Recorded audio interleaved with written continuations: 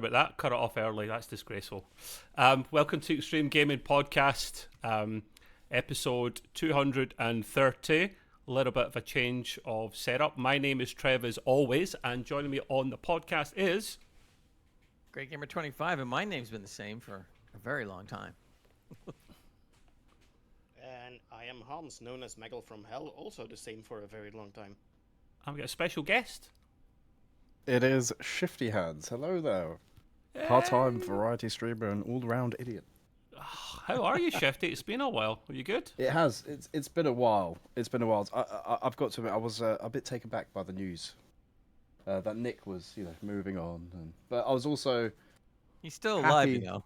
I know. But I was happy to hear that you guys were continuing it. Thank you, mate. It's nice that he just didn't get sort of just stop. That's what I was actually really concerned about. That it was just all going to come to an end, and that was it. That was going to be that. Yeah, But then to find out that both of you were taking on, and you obviously already do your own things well. So I just think, I think it's going to be a good move. It's a good move, and yes, like you said, Gray, Nick is still going to be around. Unfortunately. His spirit lingers on. Still lingers on like a bad fart. He's still in there. And he's actually half an hour before the podcast, boys. I picked his brain. I was like, "Listen, can you help me out with a Streamlabs thing?" And that would be greatly appreciated. And he helped me out. So no, he's a legend, and he may pop in and say hello at some point. Although I'm not really sure how, because we have the Extreme Gaming Podcast handle. So unless he goes in as a guest, I don't know. It'd be interesting. If he pops in the Discord room, it'll just automatically adjust. Oh no, he said don't jump in chat. Sorry, jump in chat, but he's not thought that through with a new Twitch profile. You see, so we'll see. Got it. I thought you mentioned he had his old one still. Oh, I didn't know he had an old one. Oh. As in Extreme PC UK, I think he's going to keep that. I think he mentioned. Right. Yeah, we could. But that was I've only spoken to him very briefly on it. I don't think he's looked into it. No, he probably has. We might not see him. Listen, just to quickly say thank you to everyone who did subscribe and bits during the start. It's a pussy. Cat. We got Hans. We got Shifty. We had Gray with some bitties there as well. We had Lenny Boy. And we got a level 1 hype train before we even bloody started. So thank you everyone so much for that. Yep. So well deserved. Thank you very much. And by the way, Shifty, thank you very much for your comments, mate. You're right. Nick could have just sold out to whomever, but he wanted people he could hopefully trust to carry it on. So that's what we'll be doing. And we've not really changed that much, to be fair. We've just tweaked it. Look at him. He does it so subtly. What a sellout. Speaking of sellouts, for those that are listening, Gray is Mr. Merchandise. He basically just sells the podcast himself. He's got the logos. He doesn't have the shirt. Oh my God, Gray, you don't have the shirt. Where's the shirt? The mug. I have the old shirt. I have the PC UK shirt. It's a new start. It's a new year, and you don't have the bloody T-shirt on. Where's that Graham Norton red button? T-shirt's a little more difficult to do. The cup was easy. Anyway, right, listen, we'll get the announcements out of the way. We'll crack on, boys, right? I'm looking forward to this. I must admit, I was a little bit nervous at the start of this, but I wonder why. It's good to be nervous. It's like when you go on for a stage show. Everybody that does a play, they go like, oh, you've done the play 5,000 times. Are you nervous? They say every time I go on. We got it could go horribly wrong. we got a new sub. Thank you very much, Matrix Site. I don't know how you Matrix Site, yes. Is that one of your guys? So we've got Shifty's guys in here. Thank you. Come over from my community, Matrix Site and Araxi. Legend. So we got a few people in there from. So I might say Shifty's got his own thing going. Shifty, do you want to plug your Twitch stream at the moment, mate? What's the name? Not at all. When do you go live? Not at all. That's not what I'm here for. What I've actually done, buddy, I've just announced it that I'm over here. You guys are going live. No. What I mean by that is we share the love. I don't plug my stream. I don't do it. Okay, I won't force it. I'm not here to do that. We basically share the love between us. If people are interested, they can always just, search Shifty Hands on Twitch. Yeah. We'll just leave it at that. You don't like plug yourself, but you kind of just plug yourself. Well, that way then. Okay. I like your piece of humble pie there, but I think all I was meaning was we share the love together. So, like, your communities came What was over. that? Some of our guys will go over there. We're sharing the love. I mean, that's why he's Shifty Hands, you know. He wears the kind of sharing the love kind of colours and vibes, you know. So Exactly. but yeah, welcome Shifty's community as well to ours. Thank you very much for coming along. Yeah, the usual thing with announcements. So any questions regarding gaming, podcasting, PCs, even consoles for Hans, he loves answering them, right? Put them into the general chat around the Discord, right? And we'll get to that. He's going to bash consoles, don't worry. And we'll get to that. And then if you DM me or Gray with any questions you'd like to ask in the podcast, anything really, almost anything, we will, I can see them, we'll add it in to the same podcast or the next podcast. And of course, we can't forget about them as well. Best thing to do, guys, if you search on Google for Extreme Gaming Podcast, you will come across our Discord. The reason I'm saying that at the moment is because until you're a Billy Big Balls Discord server, you can't get a permanent invite link. It changes every week from what I believe. So just search for it, come in. We're all about gaming, as you can see just now, or listen. We are all about Gray's Green Room, which is Gray's podcast. It's entertainment. That's anything that's cool in the streaming world, the cinema, and we discuss about Any kind of entertainment within reason. Within reason, yeah. Controversies in Hollywood. We're all about that as well. And we do that, the two of us, along with our colleague and friend, Mr. Hands up here in the top right, Mag Mel. And then not forgetting mine as well, which is a bit more niche. If you love Star Trek, the Trek Way, it's doing pretty good at the moment on the YouTubes. And it'll be getting even bigger next month. I'll get bigger plans for that. So, of course, the Discord I mentioned. Nick, thankfully, we all together when we changed across, got rid of those horrible Me 6 bot things from before. They were horrible, Grey. Yeah, they were just, it constantly just antagonised you and pissed you off. So I'm glad we'll get rid of that. And that's just been replaced with something that's only available at Shifty and Hands in America. I mean, Discord is American, I get it, which is official Discord subscriptions. So instead of the Me thing, it's officially done through Discord. Gray is officially the head honcho of the Discord, even though we're both up at the top. Someone had to own it. It made sense for him because he's in America. We can't unlock them outside the States. So Gray's got them. So you just look at the top left of Discord. There's a few categories in there. It's always a thank you. It's nothing more than that. There's some nice perks there as well. And very important too. If you do subscribe to us to Discord, you never gave him a chance. I know what you're going to say. No mobile. I know, but I want to make sure no. Yeah. He's got. So Nick and Ruthless made the mistake of looking at their phones, and it was something like $3, $5, and $10, right? 30 to 35% surcharge. And they looked at his phone and he's like, why is it like $3.50, $6.50, and like £13? So not only have they put the 30% off on because Apple and Google do that, but on top of that, it's went straight in at the pound level rather than a conversion, which really sucks for us in the UK and Europe as well.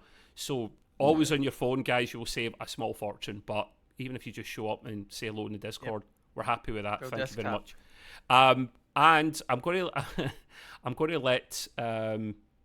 to give you the credit of reading this one out. I think it's only fair, Gray. We do have podcast reviews from time to time, and we look on iTunes for them. And we got one in, which is hilarious. This is from Yoda4JC. You're supposed to say the name at the end. God damn it, man. Right, go on. It's okay. Yeah, but I'm going to let people figure that out on their own. Right. Okay. Anyway, he's wrote, good fun. This is the best video game podcast you have never listened to. These blokes are slow of mind, but big of heart. In all seriousness, though, these nutty fellows will talk about anything, but it generally centers around PC and some console gaming. That's for you, Hans. No. Goofy friends and one nursing home patient. Couldn't be me. We'll have you laughing and help motivate you to play your next video game. Have fun, but use the bathroom first, as you may pee a little. And there you go. Just a little. Okay. What a lovely review. How many stars was that? 5? 5 stars. And we didn't have to pay him either, Shifty. He done it for free. No. What was the name again? Yoda. It's our Yoda. It's Yoda-licious. Yeah, it's our Yoda. Yoda4JC. Yeah. Oh, listen, Yoda. You're a cheeky so-and-so, but we love you. We hope you can come back and game a bit more. He's got a little kid. And well into his 40s, he's got his other kids too. Yeah, so he's got a little baby and he's into his 40s. Like, whiskey was involved, I believe. That's all I'll say, and we'll move on from there. So, yeah, that was fun. Listen, if you don't mind, you like the podcast, go to iTunes. It's the best place. You can leave reviews everywhere, but that's the best place to leave them. And Gray's job is to go and collect them before each episode, and any questions as well during the podcast. Hopefully the guys will keep an eye out for them. We'll try and keep an eye in chat, but it's the first one, so it might be a bit nuts. Right, let's jump in, lads. It's a bit of a longer intro because it's the beginning of a new era, but we'll crack it on. Gaming news. So we got a combination of gaming news and games that we've played. Gray and I like the news element a little bit, so we'll probably be discussing that. Now, we're all going to discuss this, but it's pretty relevant, and Shifty brought it up before. Yeah. Xbox Game Studio closures. Now, I'll briefly get my bit out of the way because it'll be a little bit ranty, and then you guys go for it. I think we all knew secretly this was going to happen because of this big, massive purchase that they made of Bethesda a number of years back, and then they moved on, and they took Activision Blizzard on, and they said at the start before this, our plans are not to close anyone down. We'll see what happens. Our plans won't be to increase the price of Game Pass. We'll see what happens. And what happens, boys? They buy them over, and they start closing studios. Now, they've got reasons, right? I'm going to try and be in the middle for this, but also give them a kick up the arse. I think it's kind of disgusting because, yes, I know everyone's streamlining, but we've lost so many jobs in the gaming industry recently, and Microsoft are one of they're like the top 2 richest companies in the world. So it's kind of disgusting to do this. Well, yeah, they're big enough to be. They've actually got finances bigger than many countries actually. So it's a good point, Gray. So it's kind of disgusting what they're doing with that one. However, I know that the Xbox division only gets so much money, but these are people's jobs. And Phil Spencer, the guy that runs Xbox, he came out and he done I'm absolutely devastated to see people lose their jobs. This is not right. I mean, I will struggle to sleep at night. And while it might be partially true, his rumoured to be $10 million salary a year is he's probably sleeping on all those dollar notes at the moment to cushion his sorrow. That's PR speak. So guys, feel free to just jump in and give me your thoughts, opinions, what's going to happen. Shifty? Specifically, what were do you remember the studios that closed? Yeah, they closed Arcane, Tango Gameworks, who made Hi-Fi Rush, I believe. They also closed that was down a weird Alpha one Dog for Games. They also closed. They were Alpha Dog Games made Mighty Doom. Arcane Austin, which developed Redfall, which bombed. So maybe that was a good idea. I don't know. There's some sort of justification behind that, possibly. There's been a couple other studios, but and I don't mean to take your thunder for a second, Shifty, but what I did want to say was 2 things. I'm not trying to stick up for Xbox. I think the way it was handled probably wasn't the best. Mm-hmm. However, at the same time, from what I found out, they did not want to lay off that many people, and they did not want to close that many studios, but the pressure's been on, and it's not just Xbox. It's happening industry-wide. So as you look and you see what's going on, Ubisoft is cutting way back. Some of them are cutting their workforce by 5, 10, 15%, which is thousands of jobs, and it's happening across the board all around the world. Industry trend at the moment. And this has been going on for some time. It just hasn't made the big enough news until the last few months or whatever. Yeah. So it's definitely a wide problem. One of the things I was reading an article, I thought that this guy really did sum it up, which was really interesting. Let me just find the exact thing. Oh, okay. So listen to this. This makes a lot of sense. Just one little paragraph or whatever. It is also unclear at this point what players can do to support games they love anymore. When the act of championing a game you like can only be measured in numbers too absurd for most video games, then there's no reasonable way to patronize them anymore. If 3 million players are not enough, why should anyone expect that 4, 5, or 10 million would be? It is no longer satisfactory to executives for a game to be a decent success, so there is little reason for audiences to become public and enamored with what they play. 100. That ties in with Hans and what you were going to, I think, talk about Hi-Fi Rush. Yeah, that was the only weird one for me, to be fair. The other ones you can kind of justify, but Hi-Fi Rush was a huge success. Yeah. Now, what I do remember reading somewhere, and I don't know if this is true, by the way, because you read so much online about all that stuff, is that a lot of those developers were relocated. So I'm not really sure if that's 100% correct. So I can't speak for it, but I do hope so for the people, because the jobs, families, they need the money. Exactly. I mean, some of them may end up getting new jobs, but the majority of them are gone. And some of the people I read that were cut said in such a way that they felt that was part of the industry, because they basically are hired to do a game, and once those 2 or 3 years of developing the game is over, they're let go anyway. It's freelance, isn't it? As far as I was aware, it was more in the freelance scenario. I mean, I don't want to name names. I know someone who worked with Star Citizen, anyway, and a lot of them are outsourced. You know, so it's just a constant staff rotation, and I think it's all to do with creativity and new ideas, things like that. I've always heard, as well, someone we've met, I think, at Insomnia, Trev. Okay. I can't remember his damn name now. He's a lawyer in the gaming industry, and he mentions that it's an ongoing thing. Everyone is it Nick's friend, or is it one of your friends? I think it's one of Nick's friends. Oh, Funky Arif. Rav, yes. Arif, yeah. Arif, and he mentioned, obviously, it's always been an ongoing thing. You know, every sort of, we're always shocked by the amount of jobs suddenly spoken about that are lost in the industry. Yeah. The problem with that, when that happens, is it skews the figures. So when you see that a company got rid of 10% of the workforce, well, for all you know, 2 to 3 or 4 or 5% of that could have been just the normal stuff that happens. Yeah. It's not to say that it's not a problem. There obviously is, but it's made worse by the fact that these numbers have to be correct, so they have to fold in the numbers that always happen. Yeah, true, but let's be honest. If the developers of Hi-Fi Rush weren't shut down, this probably wouldn't be big news.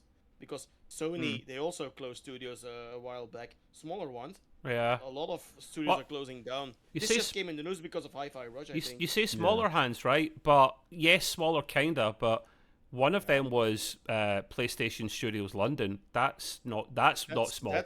And it was the whole studio. And you know, I think, was it Jim Ryan before he went into his retirement? He was there, like, I think, was it a week or 3 weeks before they closed, getting a big team photo in the back, and all these poor guys didn't have a clue they were about to get the bullet. Like, they just sacked, horrible. Right? They didn't have a clue, and he's sitting there smug the whole time going, I know they're going to get sacked. Again, when you're at that level in a company, all you do is PR speak, and you're so out of touch with the working force on the floor, it's just not... It comes natural for these guys. We can't even imagine being that way. I've got a suggestion, right? And a quick thank you to Ruthless for those bitties, by the way. Thank you, mate. Appreciate it. He has helped us out with support a lot and over the years. Ruthless, legend. Thank you, mate. I've got a suggestion for Microsoft or Xbox, right? I know what they're doing. They're trying to save money because everyone else is saving money, and they're just money, these guys, right? Why don't, instead of sacking these guys, make better use of your assets? So if you've got too many people at Bethesda, take some of them off and put them on maybe the team that's maybe going to be making the new Fallout 5 game, because sure as hell they'll need the help. And you can afford it. You're beyond minted. It's just greed, and people are losing their livelihoods here. I'd get it if it's a small company or even a medium-sized company that's not super rich, but it's kind of taking a piss now, guys. But was it Tango? Was it Tango game? Yes. For Hi-Fi Rush, and that was at one stage they had 3 million concurrent players. Oh. Yeah, and actually, just like that, it's gone. Microsoft was the one that came out and said this was the kind of game that we want, and then they closed the studio. So it wasn't. We were going back, and we really didn't want it, but you know, hey. Are they depending on these AAA titles now, though? Are they looking at things like, obviously, Call of Duty? I know. I think we're going to be discussing that at some point, but we are, yeah. It seems that Xbox put a hell of a lot more into that title, which, as far as I'm aware, everyone who's been a huge fan of Call of Duty throughout their lifetime is getting fed up. Oh, really, by the way, really quick, sorry to cut you off, Shifty. I'm pretty sure that's Nick just popped in. He couldn't log in. We joked before, Nick, that you were going to have this problem because we kind of run your account now. The extreme beard. And you had to sign up. I know you had to sign up for the Peasant Edition account. The extreme beard. Edition. That's hilarious, mate. Well, welcome. If he goes into the lobby, we can probably drag him in. He said, and I'm not betraying his trust saying this, he probably won't be on for the first few episodes, several episodes, because listen, you're going to have to enjoy your retirement before you come back out of retirement to manage the football team again, right? You can't just come straight back in. You know what I mean? He's got to do his Jose Mourinho thing and at least retire for at least a few weeks, and then he'll pop. You're always welcome, mate. You know that, but I think he wants to chill for a bit, and then he might come in. I've been forced out of retirement. I like the extreme beard, though. That's a good one. If you ever shave it off, it's going to be bad. Yeah, that's it. No, I'm out. You did say in a few weeks or in a while you might pop in, but you're always welcome. He might pop in for the odd episode. See if he's got something really passionate to share. Like if, I don't know, Star Citizen brings out 1.0 eventually, like actually brings the game out of early access, he might come and join and celebrate. That's not happening. Come on. Yeah, that's yeah. Are you taking it? To go back on subject though, one of the things I think people, they're shocked about the studios closing, but what they also got to realize, they're laying off everywhere. There's so many studios laying off. Now the good side of this, at least, are the independents. Now the indies have a time to shine, and they've been putting out games left and right, and obviously for a lot less money, because everybody's paying $70 now. The other thing that's ridiculous is it's bad enough that they want you to buy a game for $70, but then they have the deluxe edition for $90, and then the collector's edition for $110, and then the super collector's edition for $580. And it just goes like, where does it end? I mean, God. It keeps going. But keeps going. It's pushing people away, and they're wondering why they're having problems. Well, keep it at $70 and higher, and they'll be pushed away all the time. Oh, when you can buy an indie game for $20, $25, Extreme $30, PC UK welcomes you. I haven't enjoy paid it. 70 Thanks for for the any follow. game ever. I mean, I rarely. A lot of us here rarely pay full price. I mean, there may be a couple games where we've done that. A quick, sorry, Gray, let me jump in quickly. Thank you very much. Yeah, he's laughing. Nick's laughing. He knows why he's laughing, because he knows that I know how loud those notifications are and no one else can hear them. I'm going to have to do something about that, Nick. I couldn't hear nothing. I was like, ah! Thank you very much for the follow, Nick. He You're the only one that hears it? Yeah, I know. It's pretty loud, so he's having a chuckle there, isn't he? Here, you guys mentioned something, right? And it's a slight tangent, but you know us, we're famous for tangents. We're talking about the price of things, right? And how they go up and up and up.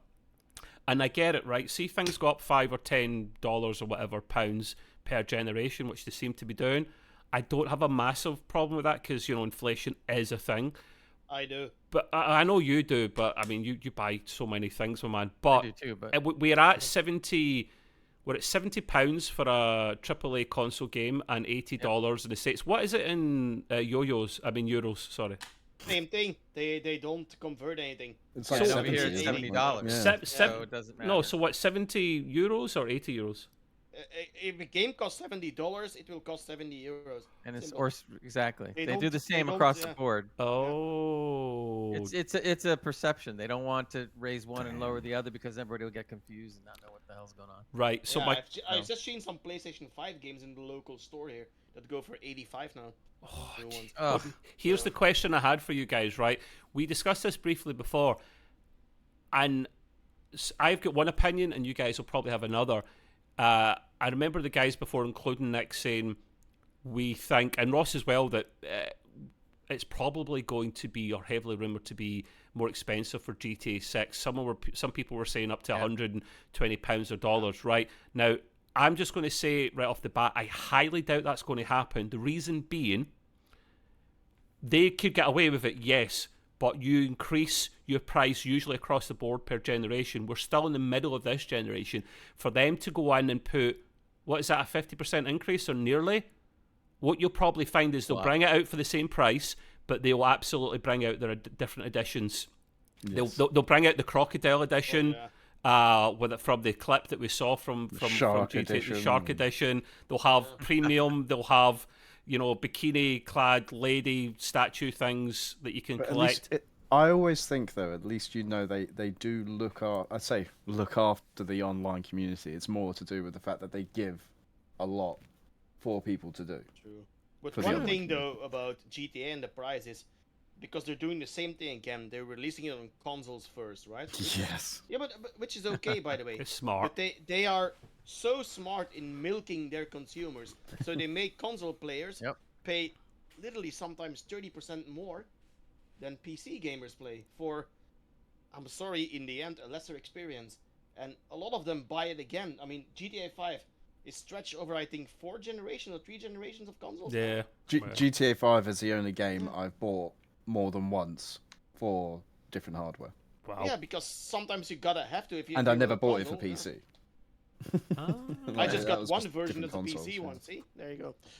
Yeah. Speaking of which, you haven't noted this down, Hans, but it seems the perfect segue for you to bash console players, or specifically Sony. Now, just to say, any choice of console or gaming device is all equal on Extreme Gaming Podcast, and the views and opinions of Hans are not necessarily that of Gray and myself.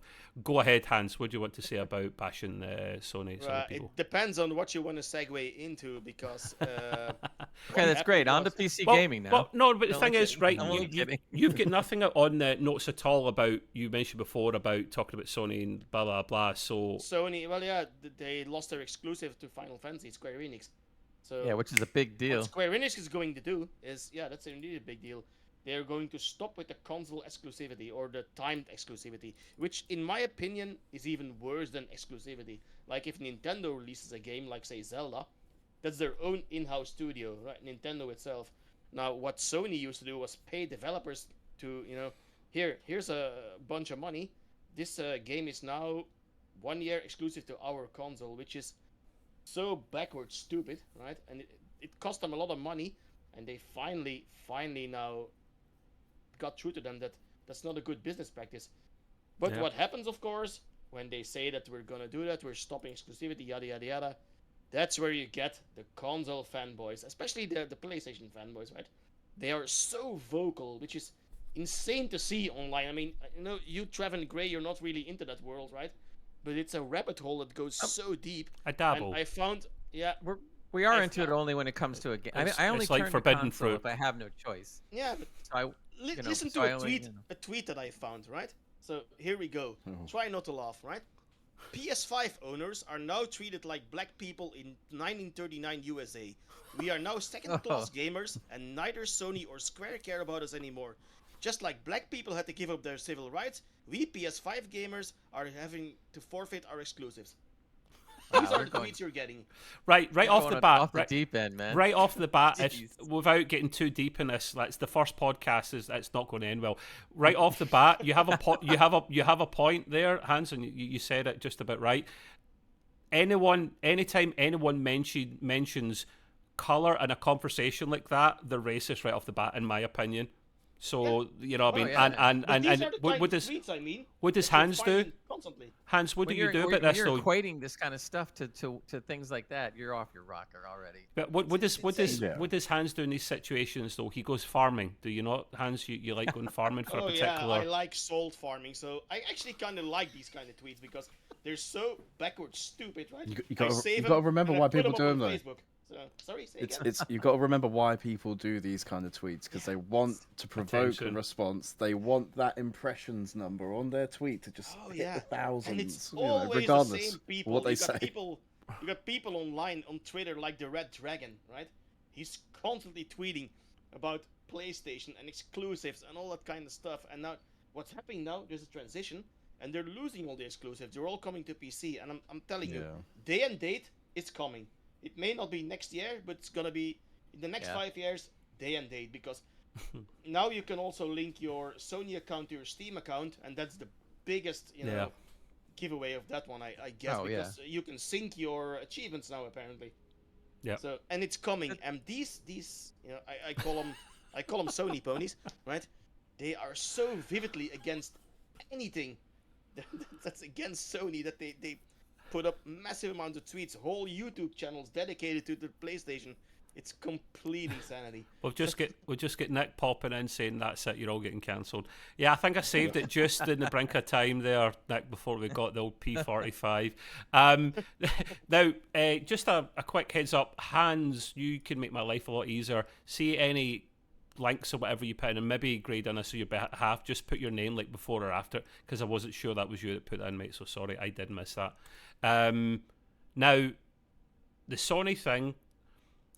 The Helldivers thing was a bit of a problem because as we discussed before, they backtracked on making you sign up for a Sony account, which was wise. But I want your guys' opinion on this one, particularly Hans. If Sony were to at least go do an Epic or something and just release their own bloody launcher, at least we know what the status quo is before we actually jump in to said quo, and we can either love it or hate it, not bring something in during a game's launch. What's your opinion, Hans? Would you begrudgingly sign up for that, or would you be completely out by default? Oh, I would be out by default. Why? There's no way I'm signing up for another launcher. It's done. I only use Steam. You're a PC player, my friend. You've got 10 million launchers. That's the life we live. Yeah, I only use Steam. That's okay. it. I see. You say that, but if you used Steam, for example, and downloaded Tom Clancy's The Division. Yep. Yeah, but I'll see where you're going there. It instantly then loads right up. to Ubisoft. Yes, but load if you're it, able to buy it on Steam, right, and you've got some sort of problem with the game, right, you can go to Steam for help, right? Yeah. That's why I buy everything on Steam. That's why Steam that's is who really they are. Very helpful, yeah. I mean, to get back to the Helldivers, they gave refunds to players that had like 100 hours in there just because of the account sign up. So other launchers would never do that. I also heard when they eased back on that, they didn't ease back on it all the way. I forget what I read, but they said they only went part way, and then they kind of stuck it still. Yeah, the thing is though, the game is unavailable in 180 countries or something, right? Because That's there's like 180 madness. countries around the world where you can't sign up for PSN. The same goes for Ghost of Tsushima, right? Can't do the multiplayer, you can't sign up, and 180 countries approximately can't buy the game. Yeah, Ross Light brought it up in the last pod. Yeah. Now that you say that, I went to install Ghost of Tsushima because I'm playing it, and it came up and said something about the PlayStation account. Now, I had a PlayStation account, so it saw it, and then it just kind of went on. But when I saw that, I went like, wait a minute, wasn't that the same as the Helldivers thing? And I'm looking, I'm going like, what? Yeah, this is no. Yeah. Sony is gonna need to learn the hard way, I guess, the same way Microsoft did. Remember Games for Windows Live? Oh God, no, that wasn't fun. Yeah, there you that go. was a bad time, mate. That was a real bad time. Okay, we'll move on. We'll move on. We've got some new Valheim DLC as well, called Ashlands, or as some of the boys were calling it, Asslands. I'm not sure why, but they were. I watched a streamer play a bit of it. It looks absolutely bloody brutal. You literally get the bejesus burnt off you as you walk through the Ashlands. You have to have like a shield around you, potions, that kind of thing. You will get killed pretty quickly. You cannot have a normal. I'm in a peasant building at the moment. It's just wood, and I've got past the third boss. I've got so far to go out of 6 bosses, and that will burn down because there's ash always falling down. When I'm watching this streamer enter the Ashlands, and that might just be one entrance, it looked like something at Sea of Thieves, like in a really bad, stormy, dark evening. There's like crags sticking out of the water, sharp rocks everywhere, and you're having to go through really carefully while a new sea beastie comes after you that you've never seen and wants to take a piece of you. And you've got things flying about, like demon, dragon, bat things trying to kill you as well. It looks bloody lethal. Do any of you boys play this DLC? Have any opinions on it? I haven't played the DLC. Valheim, brilliant game. Oh yeah. Don't get me wrong. But I prefer to play with people. Unfortunately for me, in like sort of the community that I know, not a lot of people play it.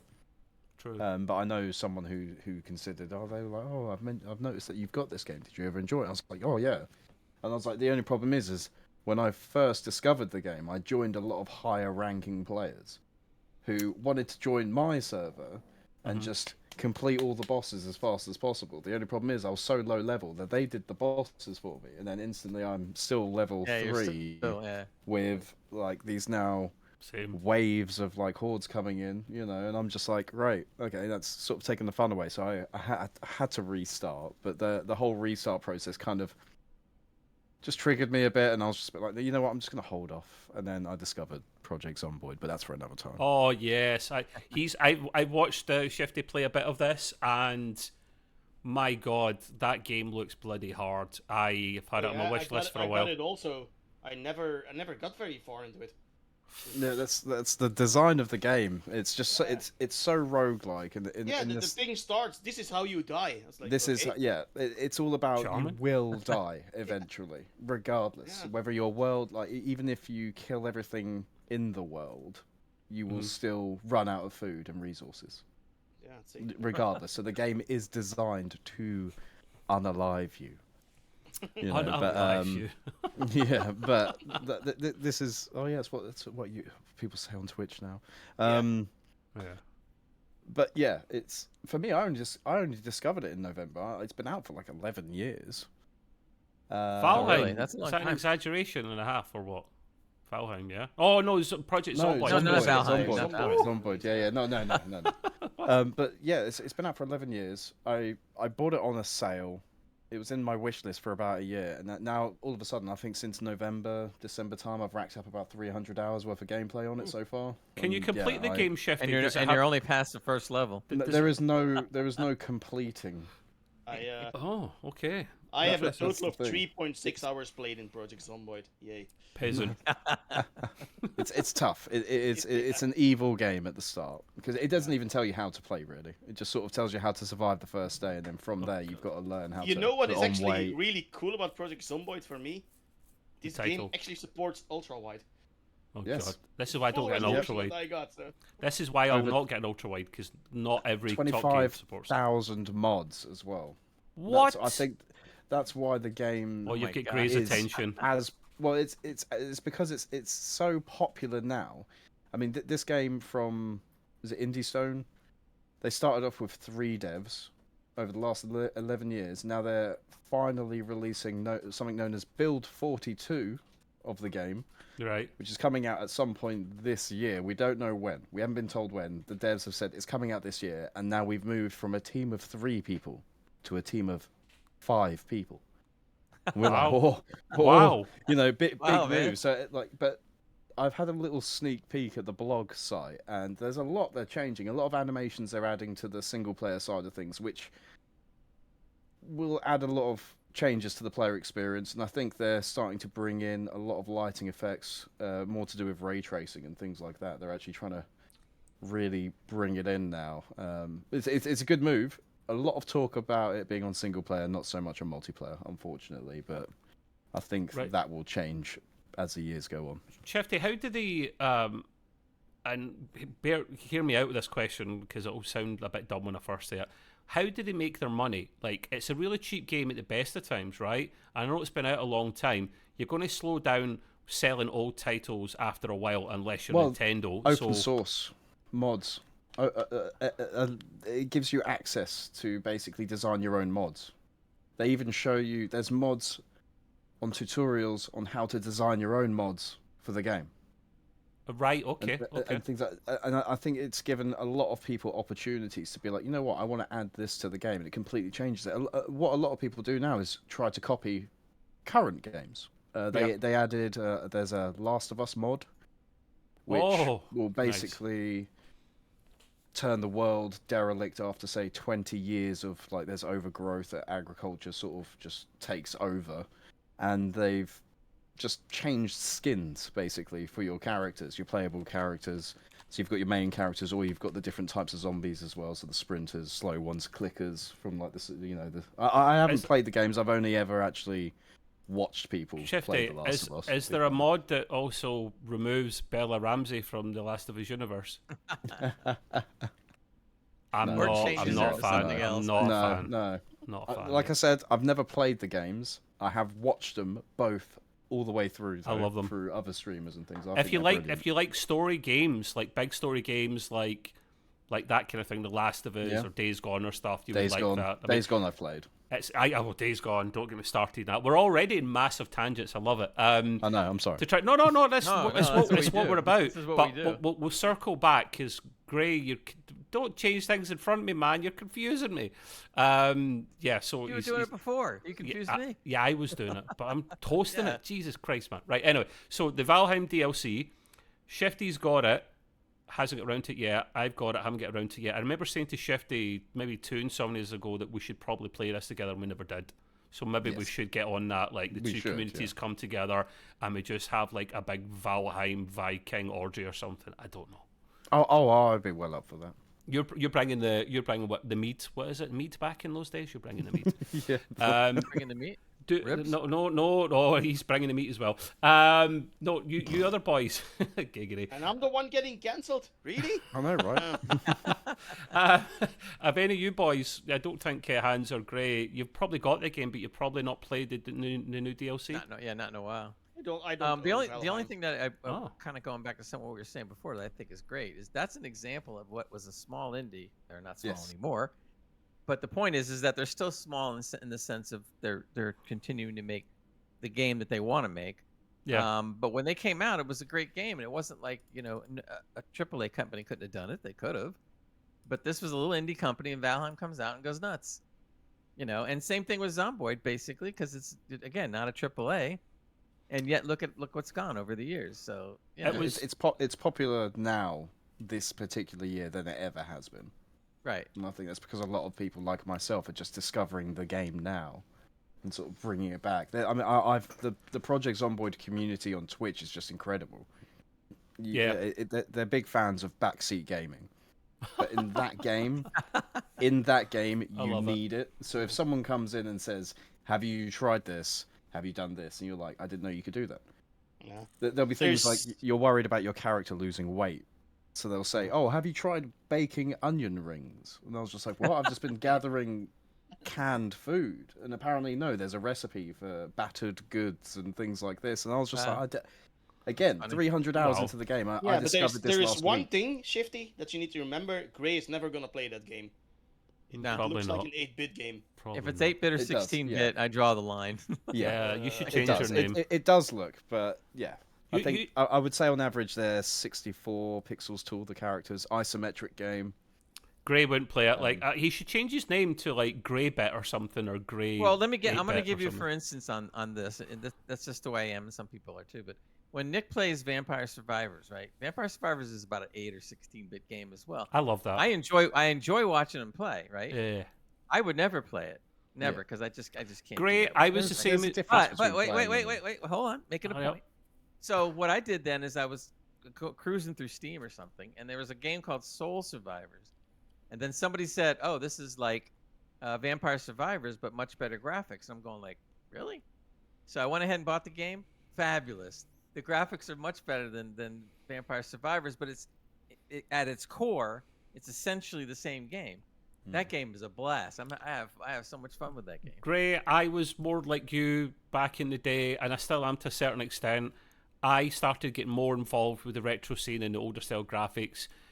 I could thank Nick for that, to be fair, because I think it was the last Insomnia we made, he had Vampire Survivors, if you remember, Nick, and we just sat with a couple of gamepads around at his PC and played it, and I actually really enjoyed it. I gave it a chance, and all the DLCs that come out and stuff, Nick always buys them. I'll probably buy, because it's really cheap. That's how you get money in sometimes if you're in the studio. Don't charge the world, and we're more likely to pay for it.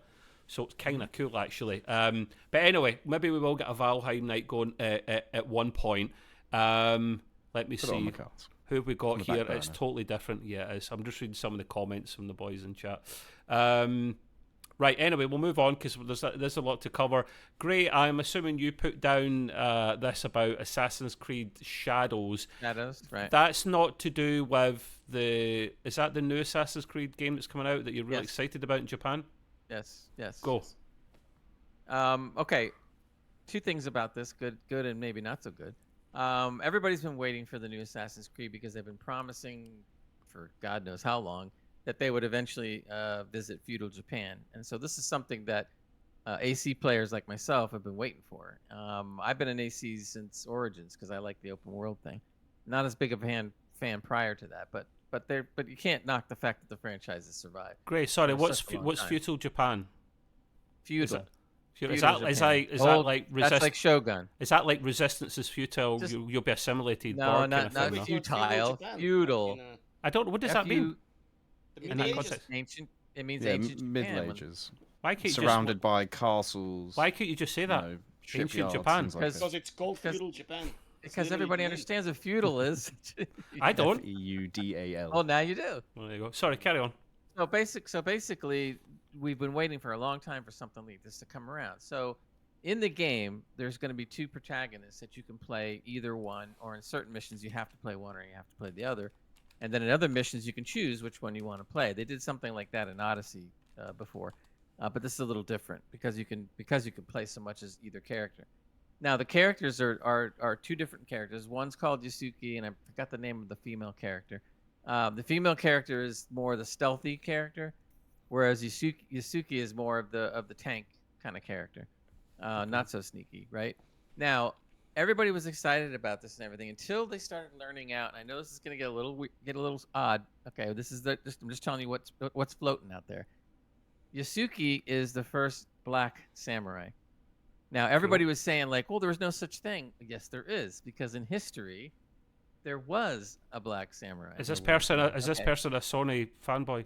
Maybe no. No, Yeah, but no, it really My is. It came from there. We're no, going it's back to totally that true. tweet It's again, real yeah. history, and there's books about this. It is, yeah. So- I've seen the title. But here's where it gets bad with some of the fans out there. Now there's a split among fans that are going like I kind of look at it as, oh, that's kind of cool, but there's other fans going like, well, wait a minute, we waited 10 years to see feudal Japan on an Assassin's Creed game, and you're not going to even have a Japanese samurai Yeah, that's strange. on a Japanese game. Yeah. And I can understand that. I can kind of understand that. And the ones that really go off the deep end, there's a couple of them going like, why did Ubisoft decide to do a black samurai? And one guy said it was really this thing went viral. This was a short video that was on Twitter, X, whatever, and it went to almost 10 million views. This guy, so he put on a little video and he said, and he's a black man, and he comes on and goes, listen, I'm going to tell you right now. He says, why did they pick a black samurai? And he goes really close to the camera and goes, because he's black. Yeah. But it does kind of make sense that whoever the actor is, it kind of And makes then sense. And then he goes like, he says, look, he says, you know why they picked it, because no one's going to tell you, but I'm going to tell you. They said they did it that reason to try to appease everybody when they should have just. He said, I'm a huge AC fan from the beginning to now. He says, he says, and I'm black, and I don't want to see a black samurai. I want to see a Japanese samurai. So and so I get it. I understand where he's coming from. I still think it's kind of cool, but I do get it. The other thing that I was thinking is, okay, well, the other character, the other protagonist in the game, the female, while she's not a samurai, she is a Japanese assassin. Yeah, Naya- Shinobi or something, character? whatever they call it. Right. Shinobi. What a NA video game that E. was back in the day, Shinobi. Yeah, it was. So to me, I didn't really think of it at first. I get it, but I didn't really think of it that way. I was thinking like, oh, that's a kind of a cool curve, a black samurai. I think that's cool. And then if you want to play a Japanese character, you switch to the other one. Yeah, I got a she's not question. samurai. Great, I've got a question for you though. And tell me if I'm wrong. I don't know enough about that era of history to properly comment. While that's a good thing, and I think it is, it's we were discussing on the last episode of GGR about kind of wokeness, and I'm not saying this is wokeness at all. I'm just thinking of it. Back then, I don't know how good or bad Japan was with making everyone equal. Whereas Europe and North America and stuff, we were appalling at it. So back then, I don't think they would have made anyone that was black a samurai. But I hope I'm wrong, and even if I'm not wrong, it's still a good direction they're going in. Do you know anything about that? The only thing that I heard from this guy that did the video, he said that, and I don't know if this is true. I'm assuming it is. He said that the character Yasuki was never a real samurai. He was like, I forgot what he called it, but it was kind of like you're a samurai, but we're not going to call you a samurai. You're going to be called a whatever. I forget Right. what the term was. that's kind of semantics. The fact of the matter is the guy was, look, back in the 1500s and stuff and so forth, the slave trades went on all around the world. So what ended up happening is some of the black slaves that got into Japan actually started melding into the culture some. This guy, I guess, had a big thing on samurai, and he went all the way up the ranks. And the Japanese just said, you're good. You're going to be a samurai. So they didn't think about at the time, him not being, or Yasuki not being cultural Japanese. They just said, dude, you're great. You deserve to be a samurai. Boom, which was highly, highly, highly unusual back then. Yeah. And that's why I'm kind of interested in the characters. I'm going like, that's pretty cool. Yeah, one thing that adds to the controversy that some people have is that historically Assassin's Creed has never used a real character or someone based on a real character that you could play. Right. And that's maybe something that's a little bit of for me. I don't care because I usually play the female protagonist anyway. So I'm gonna play the girl. I mean, I may end up playing the female only because I tend to like the stealth aspect. That's why you choose playing with females so much. You never go a bloke, no? Because I want to stare at some females instead of a guy all the time when I play a video game. Females. I don't play that many female protagonists, but I do from time to time. I don't want to get cancelled, Trav. Too late for that. Well, we can talk about Stellar Blade another time, but we should talk about that game. Great. When is November. November, right? Okay, and this is a full. So this is a full AAA title, or wait, is it a quadruple title or an Octagon release? AAA all the way. It's not quadruple, no? 4As, no? Well, you didn't say it this time. He's smiling. The reason we're smiling is because their CEO came out when Skull and Bones was coming out going, this will be a great game, wait till you see the amount of work we'll put into it. I went, what? You've cancelled it and restarted it, delayed it so many times. This thing is probably just going to look like Bob the Builder made it. And it was decent, but he came out and said, no, this isn't more than AAA, this is quadruple A. He looked like a mug. And it's doing okay, but it's not doing amazing. So, I mean, this will be a big game. A few days ago, the game only had 150 people online as 24-hour peak high. Well, that's bad. So. On Skull and Bone? Yeah. Oh, wow. Well, first of all, Ubisoft shot themselves in the foot with that game. There's no doubt about it. If you're going to take 12 years with endless delays, no one cares anymore. Yeah. So when the game came out, they just go like, see, if these has you beat, why should I bother? And I'm sick of you telling me it's going to come out, and then it finally comes out, and I'm like, eh. And when it came out, I just instantly thought of, Assassin's Creed, Black Flag. Right, exactly. That was their idea. Come to that point, come to that point, what is Ubisoft doing? They're remastering Assassin's Creed Black Flag. I would probably buy that one. Because that is my favorite Assassin's Creed so far. Honestly, out of the ones I have played, I've played 1, 2, Black Flag, and that's pretty much it. Black Flag was my favorite. I still enjoyed 1 and 2, but for me, Black Flag was my favorite purely for the fact of being a pirate and the fact that I didn't have to run around being an assassin, constantly doing these missions, traveling to the other side of the map just so I can get in the eagle's view. I mean, don't get me wrong, I have nothing against the stories of the game. Just sometimes those side missions did get to me. Yeah. I only don't like the modern day aspect, which they kindly got rid of a little bit in the latest games, but still. Well, I want to make a point on what you just said, Hans, because when I started the AC, I started with Origins, and then up from there, and because I just really like the open world and everything. I love the game. So basically, when you get into a game like that and you start playing, I think they have the purists that like the ones that came before. I tried to play a couple of the ones before, but man, that Animus thing where they used to go to the it's a total immersion breaker every time. Agreed. And when you had to play the way they wanted you to play, and these things came in every so often. Animus, I'm getting out of the Animus, I'm going back in the Animus, I'm getting out of the Animus, going back into the Animus. I'm sitting there going like, I was playing and I was in it. I was really into it, and all of a sudden you throw me into the freaking Animus. Just a dream. Yeah, exactly, and it just kills the immersion. I mean, totally kills. Boys, Shell just said in the comments that she thinks that Syndicate. I want your opinions if you think Syndicate's good, because we will be here for like 4 hours if we keep going in an Assassin's Creed rant. Haven't played it. I'm not going to say anything on it. I started playing Syndicate. I only got very short into it, and I hadn't gotten back to it. That's only because I'm not gonna say it's bad. I just, when you get used to the later games where you can do this and do that, and you play a game that's older and you can't do this and you can't do that, I'm kind of like, crap. Well, I liked Syndicate though.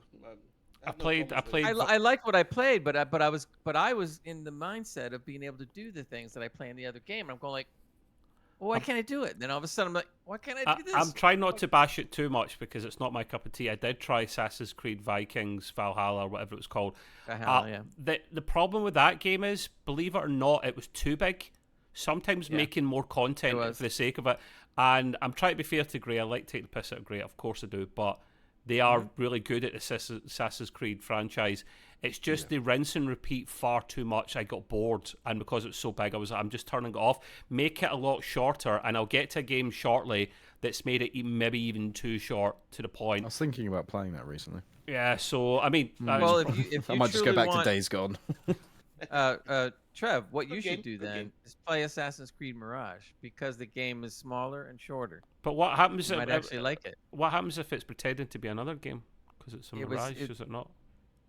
No, okay. What other game? My God. I get it. Anyway, that was a good segue and purpose to try and get you off the bloody topic of Assassin's Creed. I kind of half meant that. Because I know you're a big fanboy, so you talk for ages and ages. There is also a couple other bits of news you've got, Gray, as well. Stop it, Gray. I'm going to come over there and slap you in the wrists. I can see what he's doing. Yeah, it's me that does that, so I know. I know you are, you big idiot. He's got the OCD thing, so I got to do that. And he goes, rah. So, yeah, we have a bit more definitions. I'll go on, that's fine. Go. Division Heartland has been totally dumped. It's now the same thing that's been going on everywhere. It's a victim of what's going on. They devoted a bunch of time to the game. I was looking forward to it coming out because I love Division 2. I got a lot of hours. Hey, who's coming out? Still playing the first one. Who's coming out? So I wanted to see this one, and I'm like, and then all of a sudden, they're done. And the game was like mostly completed and ready to go, and they just go, boom, done. Do you blame them? To blame them, man. It's really hard to make free games like that and try and make them live service and make money when they've already got a game out at the moment. They may be working on a Division 3 for all we know. I'm not really surprised. Well, I mean, I understand the live service end of it, but it is Ubisoft, and Ubisoft is turning AC into live service after this one that just came out. Supposedly, as I understand it, Assassin's Creed Shadows is the last game before they go total live service on everything going forward. Oh God! So I don't know if that's I still don't know if that's a good thing or a bad thing, or if it's gonna wreck it or what. If that happens, I'm out.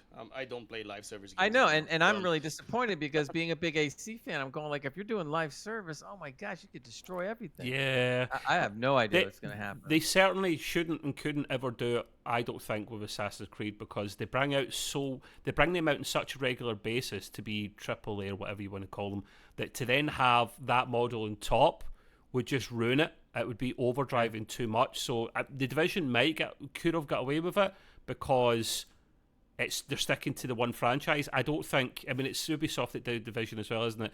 Mm-hmm. You should only have one or two live service games, in my opinion, at the very most, and then do other games, because you just get fatigued really quickly. The only thing that I heard, and I really don't know what's going to happen, but the only thing I heard that was kind of interesting on the AC live service end of things is supposedly they're going to create a game. I think it's called Assassin's Creed Infinity.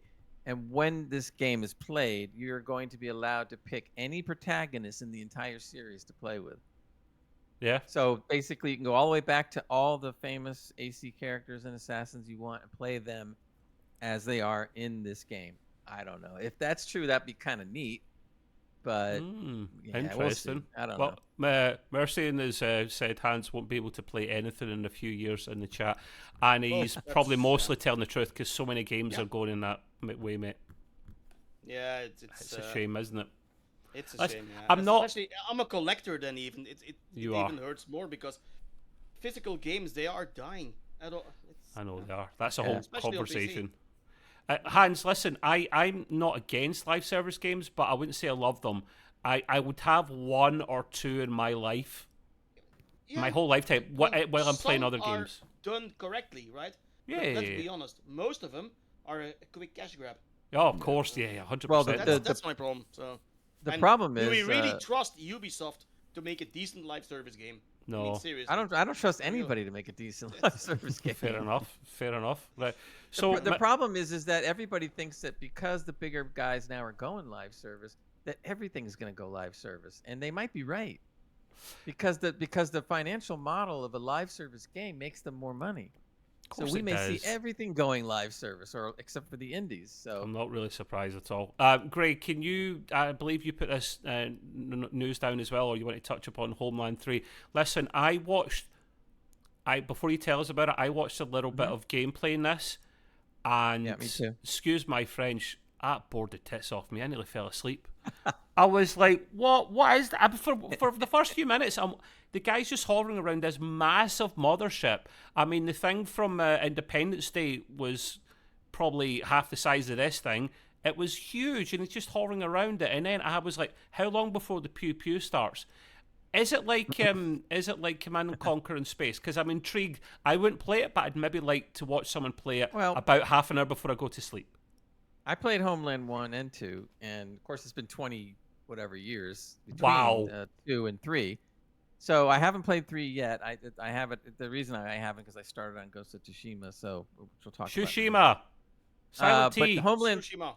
I watched gameplay and I read a bunch of things about it, and I'm looking forward to playing it. But Homeland has always been I don't know how to explain it. It's a strategy game, but in the truest sense. Because there's a decent amount of micromanaging going on, and if you're not into that, then you're going to get bored, plain and simple. It's not a game that you should stream on Twitch or something. Probably, that's I guess. I mean, unless people are you get the people that are really into it. Because you lose all your viewers. There you go. Yeah. You will get a very loyal crowd that will follow you if they like that game. There's no doubt about it. But it is a game that you can't. It's not just like Command and Conquer. It would be fast compared to Homeland. Put it that way. Oh, interesting. Okay. So Homeland is a slower paced game. You've got to build up your supplies. You got to build up your ships. You got to have armies. You got to have fighters. It's almost like a giant, massive chess game. Right. You really got to be thinking about stuff. And then once you get things the way you want it, there's a lot of great action that goes on, because then it just kind of runs. You're sitting there going like, do this, do that, and then just let it go. And oh man, there is so much action going on. And the cool thing is you can zoom into any of the battles down to like the size of the ship almost, and just watch what your armies and your battle and your fleets are doing, and then the whole thing just unfolds. Right. That's what I liked about when they released that. Is it Mana Lords? Yeah, I've been hearing a lot of good things on the Xbox, about that. And obviously top down, Yeah. Building your town, but then when suddenly your town's on fire, you can just change the camera mode to third person and just casually walk around your town as like the sort of lord of the manor, and just like, oh look, my entire town. And you can't do anything. You can just literally just walk around. So you're like, oh right, okay. So this building's on fire now. Is it like the burning of Rome? You just walk around, the whole thing's just lit up. It's exactly that. You're just like, oh, something's off with the weather today. It's a lovely glow. I'm intrigued. Let's say, Gray, when is it already out? If not, when's it coming out? And have you got a pre-order in for Homeland 3, Homeworld 3 came out a couple weeks ago, so it's have out. You bought it already? Oh yeah. Oh, I pre-bought it. It before it came out. Did you get anything for pre-ordering it? To get like you I forget what it was, but you get one extra. I think it was a ship that you normally wouldn't get till a little later. That's the type of game that I would maybe sit in a room for a little bit, unless you want peace and quiet, to maybe stream in Discord or something, because I'd maybe nip in and say hello. I'm intrigued. I hope you start playing it, and not necessarily when the whole of Europe is sleeping, because I can't really. Yeah, I know. I need to sleep. Well, join our Discord, and I will stream that game. I have been doing some streaming of Ghost of Tsushima, so yeah. I've got a question before we move on. Silent T. I've got a question before we move on from Homeland 3, though. When can I buy either Enterprise E or Defiant skin for one of the ships? You know what's funny about that is that it would depend on how open to modding it is, because when Homeworld 2 came out, again, this is a long time ago, but there was modders back then that were coming out with interesting things you could do in the game. So I wouldn't put it past the fact that if you go on Nexus Mods right now, you might even be able to see mods already or coming. Ah. So yeah, that I wouldn't put it beyond the realm. Believe me, like you, Trev, if someone comes out with a mod that totally skins the ships to look like Starfleet, Oh and yeah, I'm Klingon, paying. oh, I'm in. Yeah, I'll that's pay the that. thing, Yeah, I'll get that. It No would problem. draw people in. It does work. It makes sense. Of Even if course. it doesn't look anything like Dimensions, I don't care. Or it could be closer to Enterprise D. Some of those ships did look like Fat Boys, to be fair. So that is a potential. I actually remembered. Did I remember this question, or is it completely? Oh yeah, really important question for you, Gray. You've already bought it a couple of weeks in. You haven't played it yet, so you might be in time to do this. How much is it to buy a save file now that we're 2 weeks in? Oh, you can get that many times. Just go on Nexus Mods, and then people are putting them up all the time. For those that are wondering, Shifty especially, he did buy a save file for what game was it, Hans? What game was it, boys? Horizon. Because he played a lot of it in the PlayStation, so he bought or he downloaded a free save file to jump that far ahead in the game. Now, if you're going to buy a game twice, you've got the right to do that. But is that Exactly. cheating, Shifty, or do you not really give a shit? Yeah, I mean, don't get me wrong. As I mentioned earlier, when I was on console, buying GTA 5 across 3 different consoles. Wow. And the only thing you could move across was your online character, but any of your story mode or anything like that, no. That was the physical save data on the hard drive itself. I always thought to myself, I would love to be able to jump to where I was on my last game. Yeah, in the story mode setting. So yes, no, I do understand that. Yeah. I mean, I played the base game, which is obviously the much longer game, for about 150 hours on the console to get to my DLC. I always put that much time, for the game is good. Oh yeah. And so when it got up to the DLC, I was going like, if I wait a little while, it might come to PC, and it did. So I found the save file, and I believe me, there was like 8-10 different save files. I had to be careful on which one. I bet you did, mate. I bet you did. And finally, a guy comes out and says everything but the DLC, and I go like, bingo, that's it. Just a quick sorry, Gray, a quick hello to Brutal Sue. Brutal Sue is Shifty's sister. I met them both at Insomnia, and they're both lovely people and a good laugh. It's nice to see you again, Sue. Hope you're well. Sorry I haven't popped into your stream in a while. I'll be honest with you, I really don't watch much Twitch at all. I used to watch loads of it, and maybe that's why I'm weaning myself off like I done with social media. So nothing personal, pal. By all means, say hello in our Discord whenever you're on if you want to play games with someone. Was it Hans that put down the Dragon's Age article? No, I did. No. Do you want to tell us about that then, Mr. Gray? Yeah, Dragon Age used to be, or not used to be, it still is, it's just older games. It used to be one of the best games out there as far as a role-playing game of its type in the fantasy world. However, I haven't done a Dragon Age since I think Inquisition, so it's been many years. Yeah. And finally, Dragon Age Dreadwolf is going to be out this year. The preliminary news on it is they think that everybody's going to be extremely happy with it, that it's a good game. So I really hope so, because I used to love those Dragon Age games. I played the crap out of those when they came out, and everything was great about it. The action, the characters, the story, the music, everything was so good. So it has a lot to live up to as far as its lineage is concerned. Yeah. So I'm really, really hoping that it's going to be good. So, and there is, if you go on YouTube and just put in Dragon Age Dreadwolf, you will see some teaser trailers and stuff to the game. No, I don't think there's any real gameplay yet, but it's coming. So I'm really holding out that that's going to be a great game. I really hope it will be. So we'll see. But that's good news. Interesting. Yeah, I know of the title. Probably not my cup of tea, but it doesn't mean it's not a good game. It's very famous franchise and name, so it's interesting to see what they come up with when this game comes out, actually. So yeah, watch this space, people. We have played some games as well, guys, honest. Sometimes we might talk more news if we haven't played as many games. My game review is so bloody short, it may as well be a news article. Let's just kick in and get it done. You're welcome, Sue, anytime, pal. So the game I played, and it was just yesterday, I only had to play it for a couple hours, and you'll go, you've done a great and not played it enough. But, okay, it's Hellblade 2. The game, when you look on Game Pass, it's free in Game Pass as well, it says time to complete game, approximately 6 hours. time to be a completionist, something like 8 hours or whatever, right? Now, I see that after I go delete, turn off, right? Now, you guys could chip in a moment with what you've seen. I'm guessing you probably haven't played it yet. It'll only come out the other day, so I thought I'm going to try it. It's only 7 gigs or something. No, Sue. No. I'll be careful with that, okay? I'll be careful with the spoilers. I've only played a little bit of it, so there's very little to actually spoil, if that makes sense, and then I deleted it. So, now, first thing is, this game was hyped for such a long time. It was delayed at least once, I believe. And I've not played the first game as well. So the first game is very long, Sue was saying, right? So that is, okay, that blows my mind. I've never played the first one, and it is a really... Who's popped in here? 36-month sub just done, gentlemen. Trub just Trub! Legend! Sorry, mate. It's the actual name takes a while to come up. Hope you're well, Trub. Trub is one of our guys in our 3 years been there today. for a long time. Yeah, wow, there you go. Good math. Me dum-dum didn't know that was 3 years. But yeah, so the second game is way shorter. Now, what I didn't like about it, so if I'm being careful, I know getting into the second one before playing the first, I wanted to talk about it today, you know, and I know that's not the right way to do it, so maybe I'll go back and play the first one.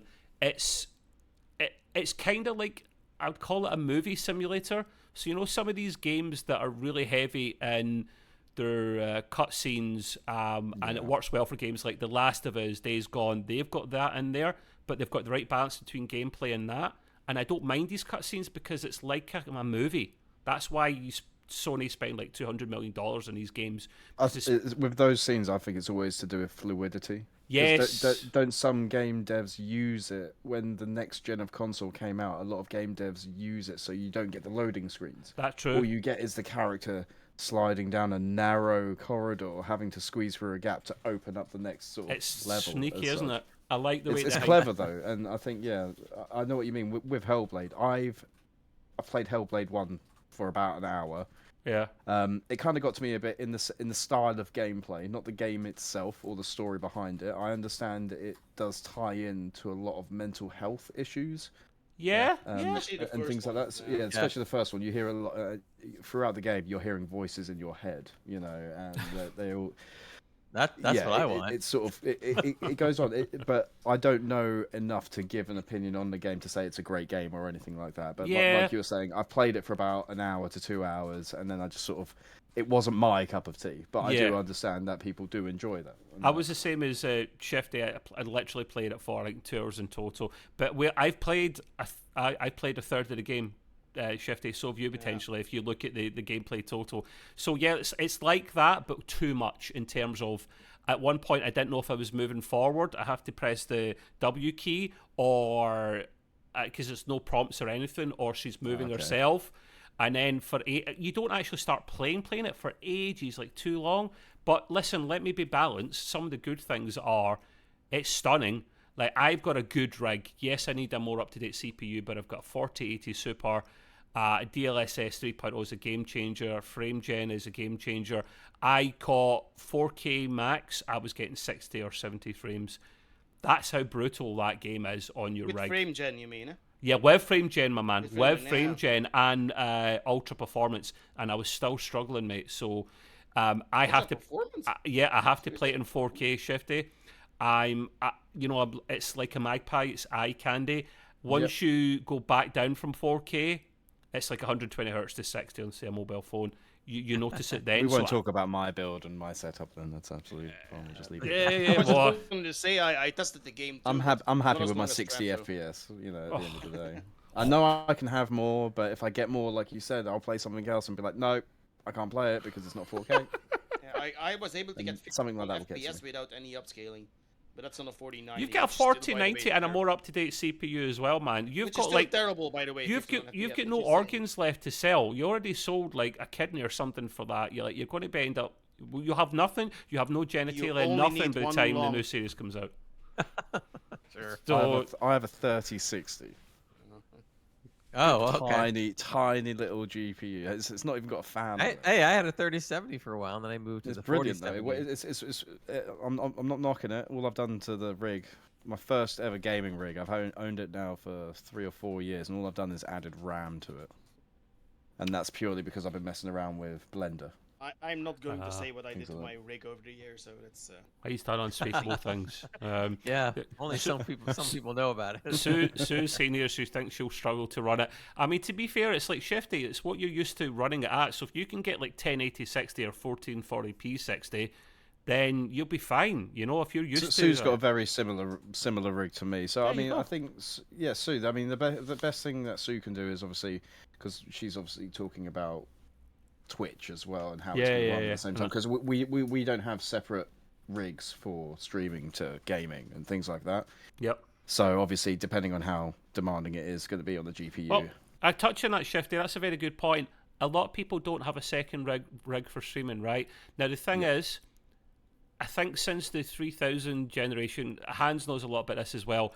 There's a dedicated bit of NVIDIA cards that actually handles the codec of streaming very well, NVEC or something, and it's very good at it. So I'm not saying you won't spend any resource streaming, but you'll spend significantly less than you used to. It's all about internet bandwidth after that. So am I right in saying that, Hans? Yeah, that's the correct. NVEC, So NVEC encoder. It's people that have. I did hear AMD now as something similar, but I don't know the name. Sorry. People that have separate rigs, right? I don't understand why they have separate rigs. Yes, if you're at the peak of your streaming powers, like why not? Like you'll get a little bit extra performance. But for us normal folks that just want to stream and have a bit of fun, we don't need it, and we can't bloody afford it. Yeah. You know, so. I mean, but then you know when it comes down to it, I mean, your streaming rig doesn't need to be anything fancy. It's the gaming side of things that needs to be good. So the GPU's key, guys. The GPU. Listen, I told you my graphics card 4080 Super. My CPU is old though, and I've got multiple reasons for that. It's an i9 9900K.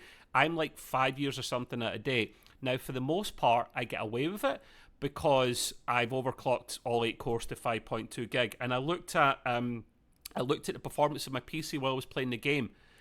I'm really confused because I thought maybe I'm slightly CPU bottlenecked finally, right? And I'm looking at the chart for CPU and GPU, and I'm at 70% capacity of both max at any given time. So, and it's not my RAM either. I did not see what the bottleneck was there. I think it's just the game. For that game specifically, there is not really a bottleneck. It's just also, the game. You're using upscalers, so it won't use your full GPU. Yeah. The thing is, though, it's the engine. It's Unreal Engine 5, and it's at this brutal. point of time, it's brutal for any graphics card. It's even going to be brutal for the 50 series cards. So they already came out and said that. So it's not going to be any real big change in that one. Yeah. For UE5. He's right. Yeah, it's like any new engine like that. It takes a while to get into the swing of things. It's absolutely a nightmare on console at the moment.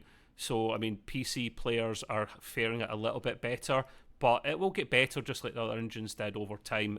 So just wrapping up in Hellblade 2, I got fed up of the... Now, listen, I'm not going to knock the voices in the head thing. Shifty brings up a good point. Mental health is nothing to laugh about at all. Very serious point, and that's portrayed well in this.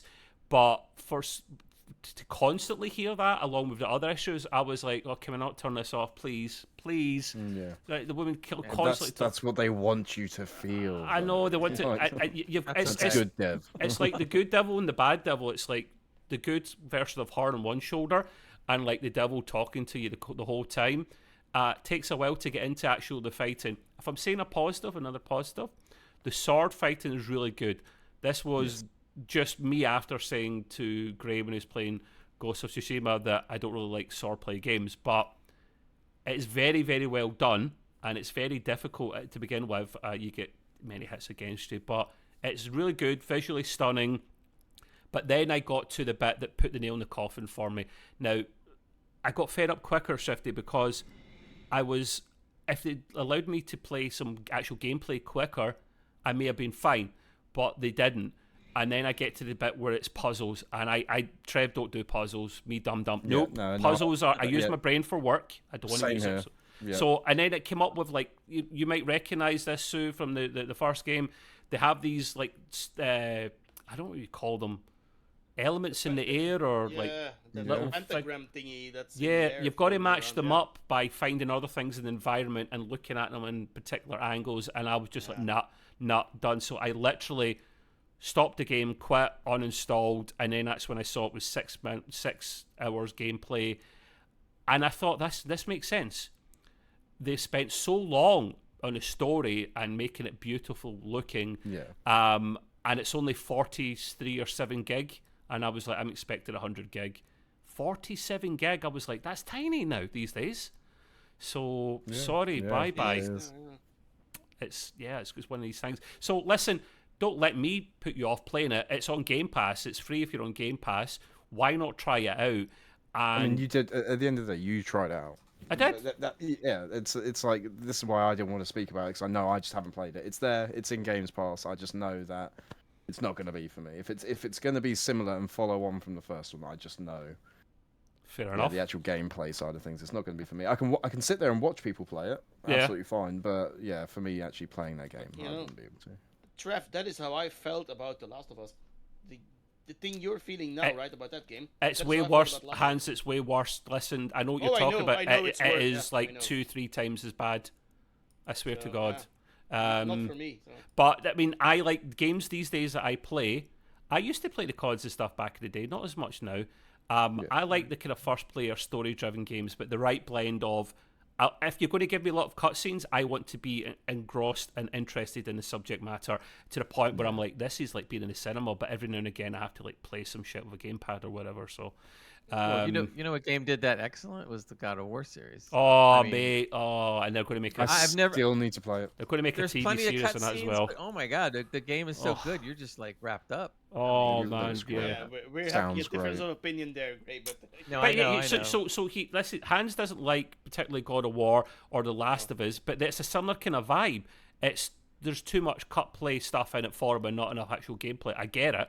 But anyway, we better move on. We've still got a decent amount of content. So we all got a bit of some sad news to discuss, Shifty, about the Insomnia Gaming LAN event that we have in Birmingham in the UK. Insomnia Gaming Festival. Insomnia has officially gone to sleep. Unfortunate news last week. And it wasn't articles that I immediately found straight away. I actually heard it from some of the staff that we've met at the gaming festival. Chris Duggan, things like that. Duggan! Streamer Tasha as well. Tasha. Like everyone. They all put out a post pretty much the same day just to notify their friends and family that they were all made redundant on the same morning. And unfortunately, I think they only found out that day. The way the information seemed to be rolling out, I think everyone was a bit taken back by it. It's a damn shame to hear, really. And then the more I tried to look into it at the time, I just couldn't find anything on it. And it wasn't until about 24, 48 hours later where articles were coming out saying, oh, by the way, this company has decided to, Player One Events has decided to pull the plug on Insomnia Gaming Festival. Which is a damn shame. And this is, for me, anything to do with PC gaming, Twitch in itself. I only have, Sam, Vexcrement. Yeah. Oh yeah, Vexcrement. Yeah. And Nick to thank really for opening my eyes to this industry. At the end of the day, I used to work for Vexcrement, just as a marketing hand. I'd literally be hired to work on the standee and just take email addresses. We were promoting Alienware at the time and things like that. And this is when I first met Nick, or previously known as Extreme PC UK. You poor man. What's your opinion on Mr. Nick then? Honestly, I He's absolutely love the bloke. I absolutely love the guy. I was, like I said though, I'll be totally honest, I was a bit taken back. I was just a bit shocked when I saw that, he was just like, no, I'm stepping down from everything. And I was just a bit like, oh. I was just like, well, really, it's only Nick and Vex that I have to just really thank for opening my eyes to this industry, especially Nick when it came to the hardware, especially like when he was building his PCs at the time and stuff. He was just like, no, we could do this, we're going to do this. And I was just like, okay. And I was just like, one step at a time. I was just like, what's a CPU? No, I'm joking. But it wasn't that bad. But Wow. I was just Wow. yeah, I was very shocked by it. But yeah, we had a lot of fun, and if it wasn't for Nick, I wouldn't have gone to Insomnia as as a content creator, you know, and having those opportunities that we did just to meet other Twitch, I would say, partners, more experienced Twitch streamers, you know, brilliant opportunities. And all of a sudden, yeah, Player One have just said, well, they didn't say anything. They were just like, you guys have got to go. We're just putting. Yeah, Right. they went insolvent. Yeah, I did a couple of words for myself in Insomnia because that's how I met Shifty and Sue themselves. Now we were obviously speaking in Discord and whatnot before, but that's when I met them, and we had a great laugh with the various events that were on at night and whatnot as well. Oh yeah. Perfect blend of gaming and shenanigans at the same time. I generally like. I didn't go to the last one. Like, we tried to make it happen. Nick tried to make it happen, and it couldn't happen. And the one before that, still get my lanyard thing, I-71. I remember getting in there before anyone else did. Nick was still late coming down. So he's like, listen, just go in and speak to the guy and just, like, say from Extreme Gaming Podcast and whatnot, and you'll be able to get the passes and stuff. So I did. And I went in as they were still setting up the tables, man. Like, that's how raw and fresh I was to that first event. I was in there before any streamer at all or any player. And I just set up, and as soon as they turned on the internet, I'm sitting gaming, just going, hey, suckers, losers, I'm over here. And I had a really good time. And just, I know Shifty and Sue will feel this as well. You would think, why would you sit for days on end playing video games when you could do it at home? And you maybe can't always put it into words, but one important thing is you're playing games with your pals, even if they're only beside you. That is a key thing, and you have a laugh at night as well. And the lights turn out, and the internet cuts out, and everyone go, hey, and the lights break, and everyone, hey. And it's just, I'm walking about, Shifty, like going from one arena to the other. Yep. And every time I go down there after not being there for 6 months or a year, there's a smile on my face, and I go, it's good to be back and be a massive geek and nerd again for 3-4 days. You know? BYOC, bring your own computer. Like that LAN parties are, especially the way Insomnia did it, they did it really well. You know, you got access to a 24-hour bar and food. They eventually started selling VIP sort of pod seating areas. So if you did turn That's up, what we were on.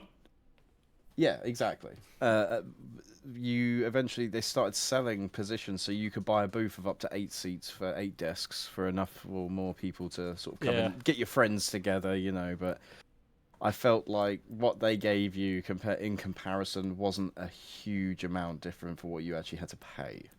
So I was just a bit like, "Oh, Insomnia, what are you doing?" You know. Again, though, this was to the latter end of the last Insomnias, and you're just a bit like, "Ooh." I gotta ask you a question though about that, because you brought up an interesting point. Do you think Insomnia failed solely on the fact that the business practices did it in, or that there wasn't enough people attending?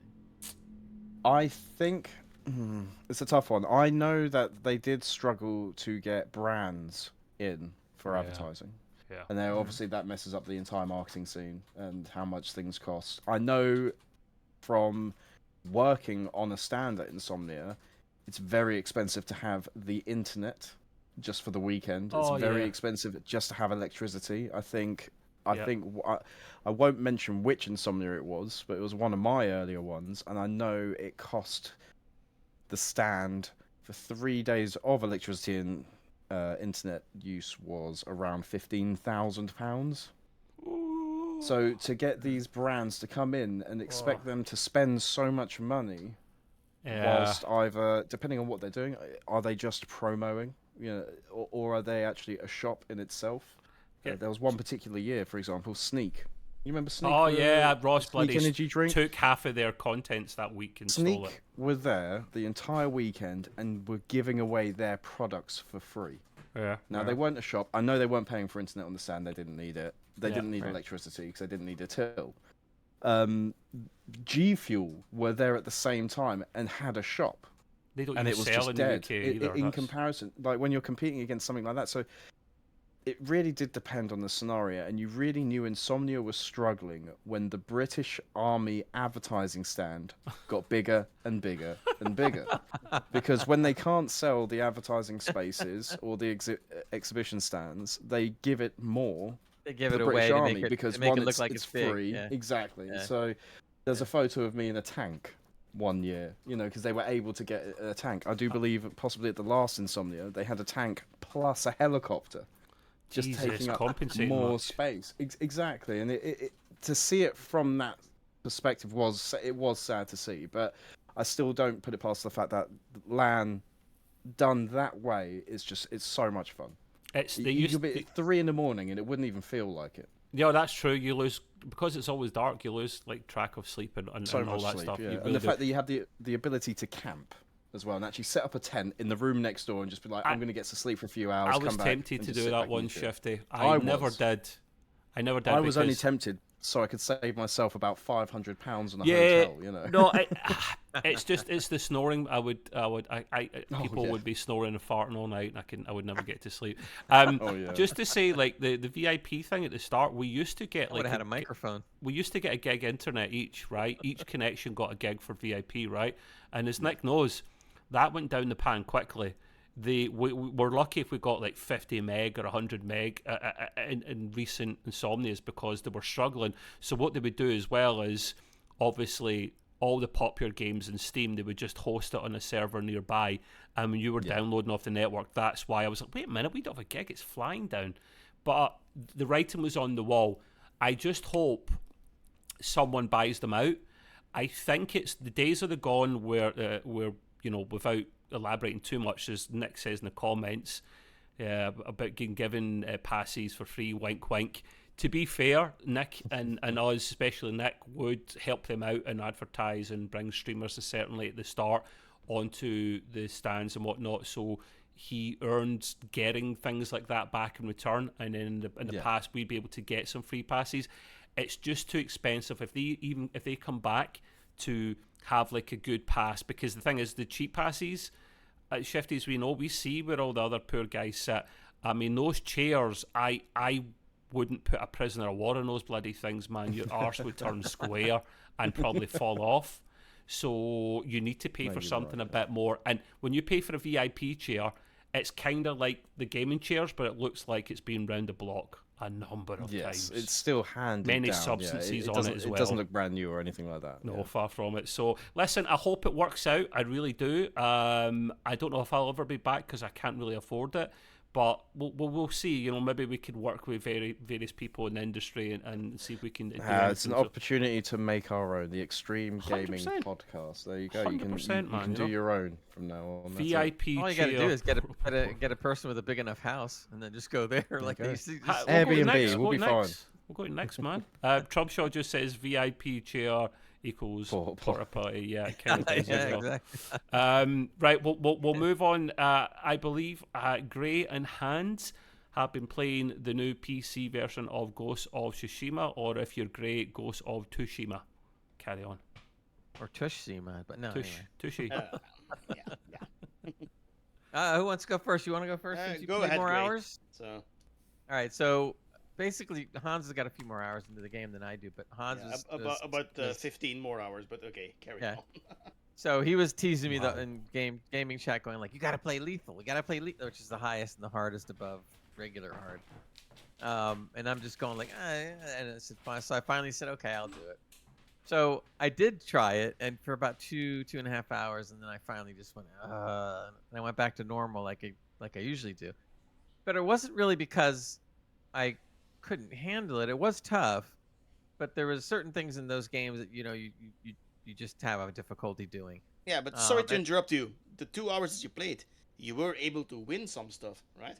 Oh yeah, There you go. See? My biggest gripe about it, as far as that part goes, as you play the game, and you see this in a lot of other games, before a certain enemy is going to nail you, a little red flash goes off so that something's going to happen soon, and you get a chance to back off or dodge. That's the part that drove me, maybe other people know, but drove me completely nuts. I could never dodge out of the way in time. And this SOB would hit me with a long, spear thing, and I'm dead. And I'm going like, oh god. So I did one thing one time, going like, I can do this. I can do this. And I tried it about 15, 20 times, and I just finally said, I'm done. I'm not doing this. Wait, you didn't kill any of the spearmen? I got lucky a couple times where I was able to avoid the dodge enough to kill him, but the learning curve was just too steep with that kind of thing. The thing is, though, if you play on lethal, it only takes 1 or max 2 hits to kill you, right? Yeah, that on top of it. Probably a bit more, no? But you know what? I went down to hard from lethal thinking like, oh, okay, I might gain a little time. It still didn't help because I had a hard time dodging this guy.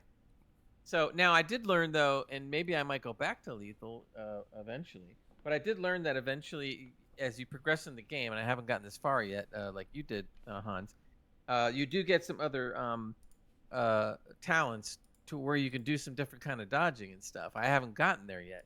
Yeah. Now, when I do get there, and I do get these skills to do more dodging, I might go back to lethal just to see if those new talents will allow me to get around the red light attacks, and then I can try it again on lethal. But aside from that, all that though, I really like the game a lot. I like the sword play. I like being in feudal Japan. You like sword play? You like sword play? Okay, that's all I need to know. Great. Yeah. I mean something else, very much so. So I'm having a lot of fun with it. I really do enjoy it. There's a couple things that maybe I was a little disappointed in.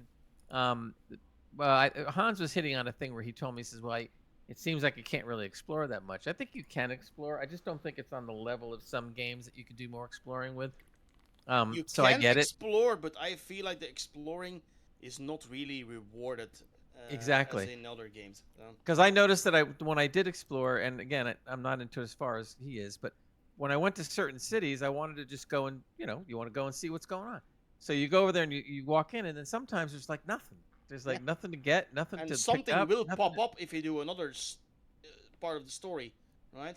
Yeah, so I felt like I felt like, well, what am I looking at this thing for if I can't even find an enemy to kill or pick up something? Then I would go to the next place and go into that area or that house or whatever it was, and then all of a sudden there's stuff all over the place.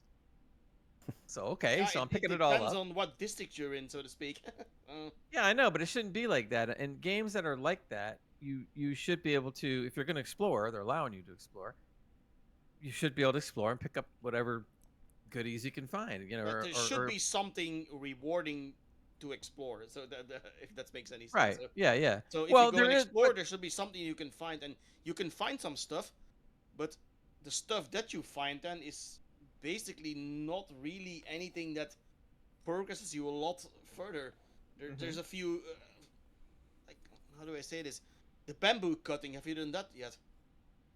I've been gathering bamboo. No. There's like this little mini game where if you cut bamboo, and then you have to push. First you need to push 2 or 3 buttons, then it's 5, and then 7 within the space of like a second, right? Yeah, that's wow. And that I'm yeah, out. that's, I'm out. I'm done. So... The only reason I can put up with some of that, I don't like it. I think that's stupid. But I have a programmable keyboard, so what I can do is I can program a macro, and I can just hit one key, and it'll do all the other moves. Here we go again. I rarely ever use it. It's only when he's got a trackpad as well. Stupid things like this. Yeah, I know about the trackpad. Trackball. But that's another story.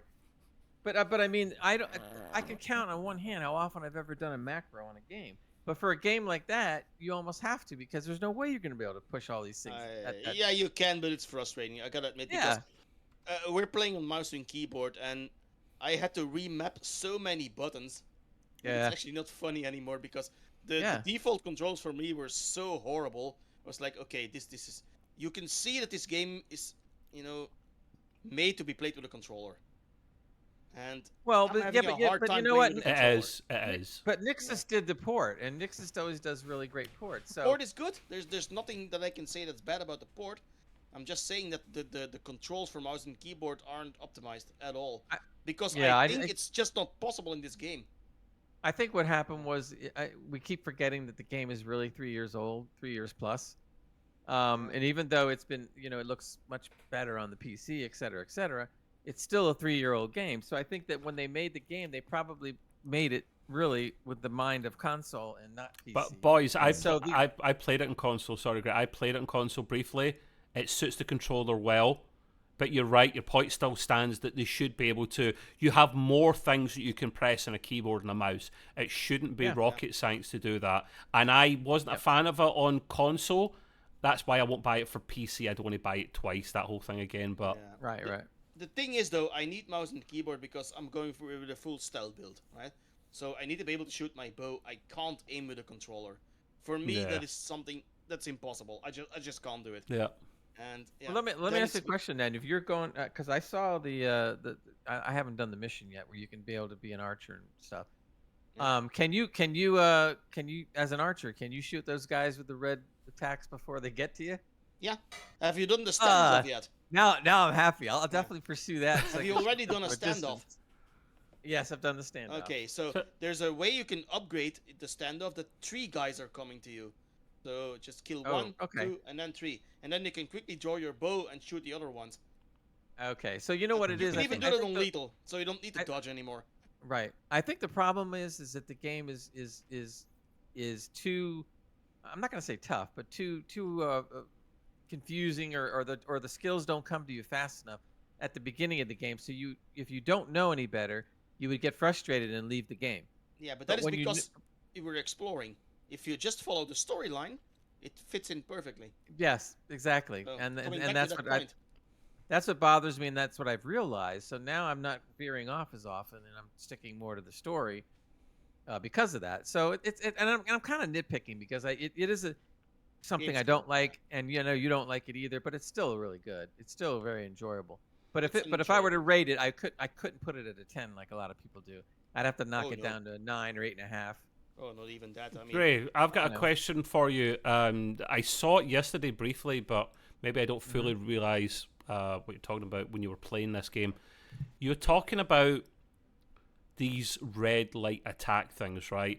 Now, I want you to explain what that is, because someone's flashing a red light at me like that, I'm going to be asking how much do you do offers? Thunderstorm here in the dog is it wasn't it wasn't a red light district. It was just a red light right. attack. Well, I still don't know what a red light attack is. What it is certain enemies, especially the ones with long spears that have long reaches because they have a long spear. Yeah. Just before they're ready to unleash their lethal attack on you, a little blip of red just goes off, goes boop, like that, and you see it, and so that's your chance to dodge. Right. Before they nail you. Yeah, but on lethal you have even less time to do it. Exactly. So when the light goes off, I don't have very much long to dodge, and many times I can't dodge, and the guy just nails got a trackball, man. You can't move it quick enough. A mouse just goes. No, it's nothing to do with trackball. At some point, you also get the berry skill that you can upgrade, and that it makes life a lot easier at the end. Yeah, exactly. What's your, if it wasn't for the fact that I saw that these things are, these skills will come, if I didn't know that, I probably would have left the game, been very frustrated. But since I know that you can work the skill tree and it'll get better, fine, I'll deal with it. And now that I know you can't really explore as much, fine, yeah. I get it now. Now, but the dumb thing though is that you have to go so far to get certain skills, which is okay, that's fine. Then you can backtrack and go and explore what you didn't do before, and that's kind of ass backwards a little bit. But yeah, whatever. There's a few shrines that I wasn't able to do yet because it says you lack equipment. It's like, okay, what equipment? Yeah, exactly. And I have done the storyline so far and still haven't got it. But I have passed that shrine like 10 times now because of the storyline.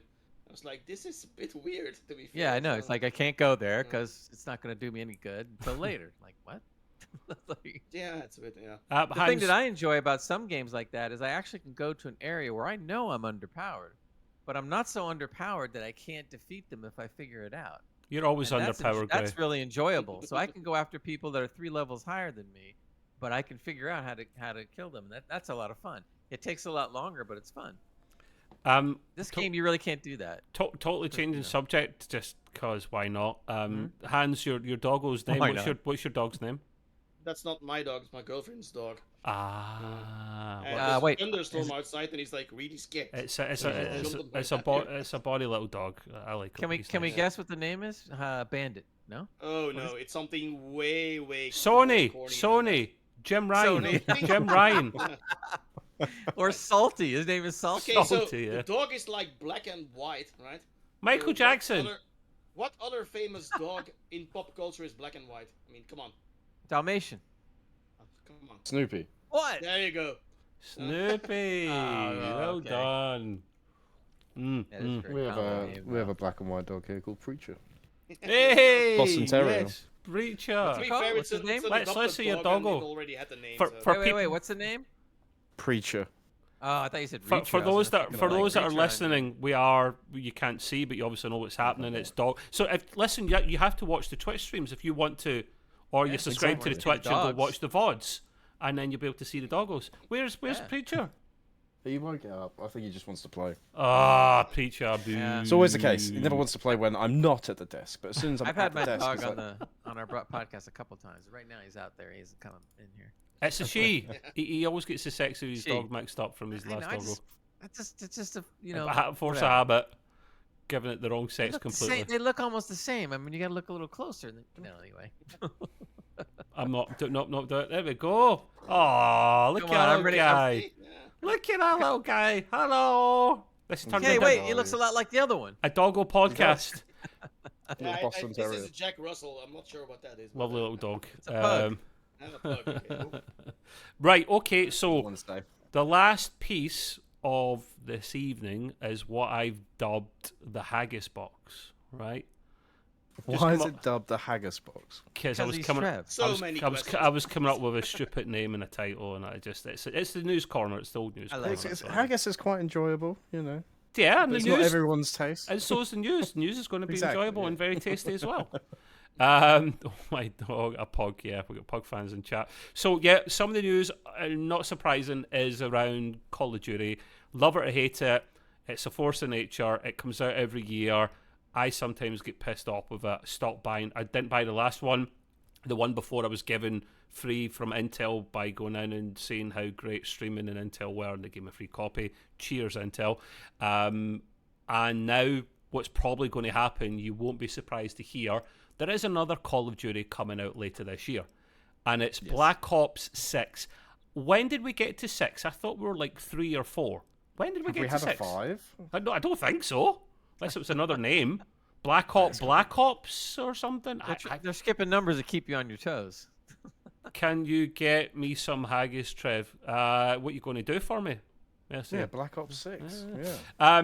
Yeah, it's coming Why don't you out. just call it Black Haggis 6. That It's coming out later this year. I hope Activision / Microsoft actually do what they do with Battlefield and actually maybe bring it out in 2 or 3 years, because they'll make it far more interesting and enjoyable. But I don't think they'll do that because it's a money printing machine. That's why they really wanted Activision, mainly that and the mobile division. We all know that. So what they're probably going to do, again, love it or hate it, it makes sense. They're going to probably tie this into the Game Pass. Now, it will be free in Game Pass, probably, not officially being confirmed, and that's a masterstroke. It makes sense. They will charge Sony £70, $80, and they'll still get a lot of money from that as well, plus not DLCs, but microtransactions, season pass, all that good stuff. But they'll throw it into the Game Pass this year, and what they'll probably do, because they want to have their cake and eat that bloody cake, Microsoft, is they will bring in another tier or change the tiers of Game Pass. Of course they will. Rumours are Game Pass Ultimate will go up in price. Now, I don't have an objection to this, boys, as long as it's not greedy. If it goes up by a couple of dollars, a couple of pounds, and you get COD in the top level, okay, I'm maybe interested. I mean, I've got it for the next 2.5 years anyway, backdated. But any of you boys here, like, have you ever dabbled in COD? Like, is it something? Would you play it if it came out to Game Pass? Oh yeah, I mean, no matter how annoyed I get at that game, I'll always buy it.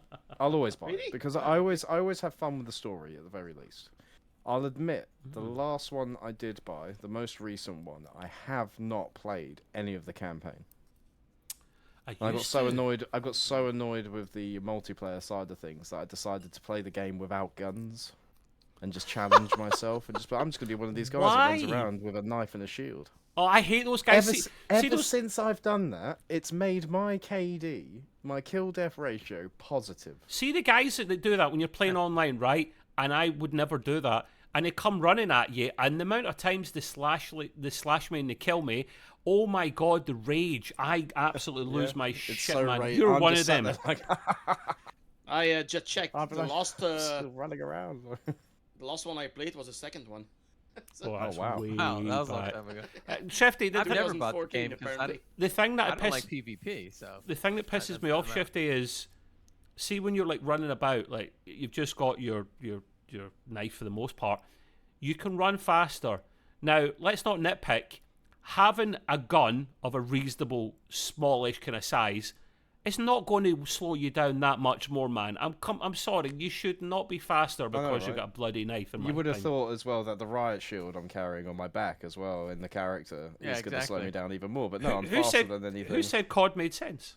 I mean, There's, like they say though, if you're really into the multiplayer side of things, you've got to stay on top of the meta weapons. You know, so any new season they come out, they would have buffed certain weapons and they would have debuffed other weapons, and then they tend to swap every few weeks on certain guns. I don't know how people discover them, but they're just like, no, this is the new meta. And you're like, but just to get the meta, I've still got to dedicate myself like 25 hours of gameplay this week just so I can hit these particular targets. Because that's what I didn't like about the new one. The whole grinding for camos of the guns, camouflage skins for the guns. yeah.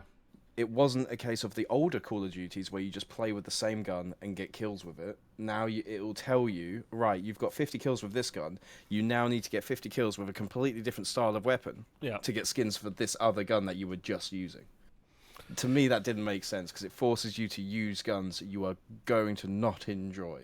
Yeah, and this is And the then problem. after a while, I was just a bit like, nah. That's the issue, Shifty. It's the grinding thing. Like, I can't do that. It's supposed to be enjoyable for me, and the only grinding I do is on the dance floor. Get your minds out of the gutter, boys. Get your mind out of the gutter. So we will move on from that. Lenny Boy's just saying the rumour is it's the Gulf War. Yeah, well, listen, just change it up a little bit. We've had so many different... the best stuff ever played in COD, I know I said we're moving on, but tell what, was...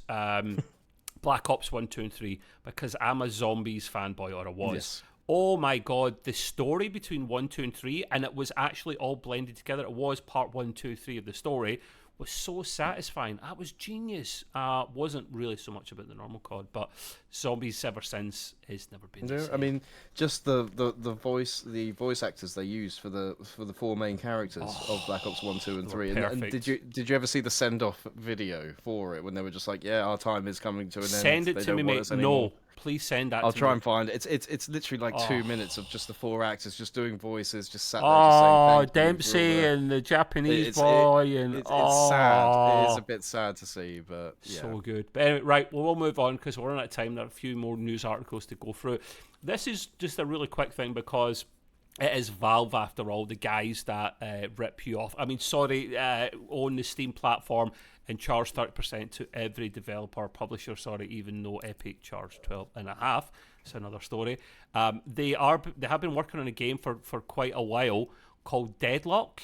Now, go and Google this, right? We don't know where it's coming out. It's no official footage. There is a little bit of unofficial trailer stuff being released.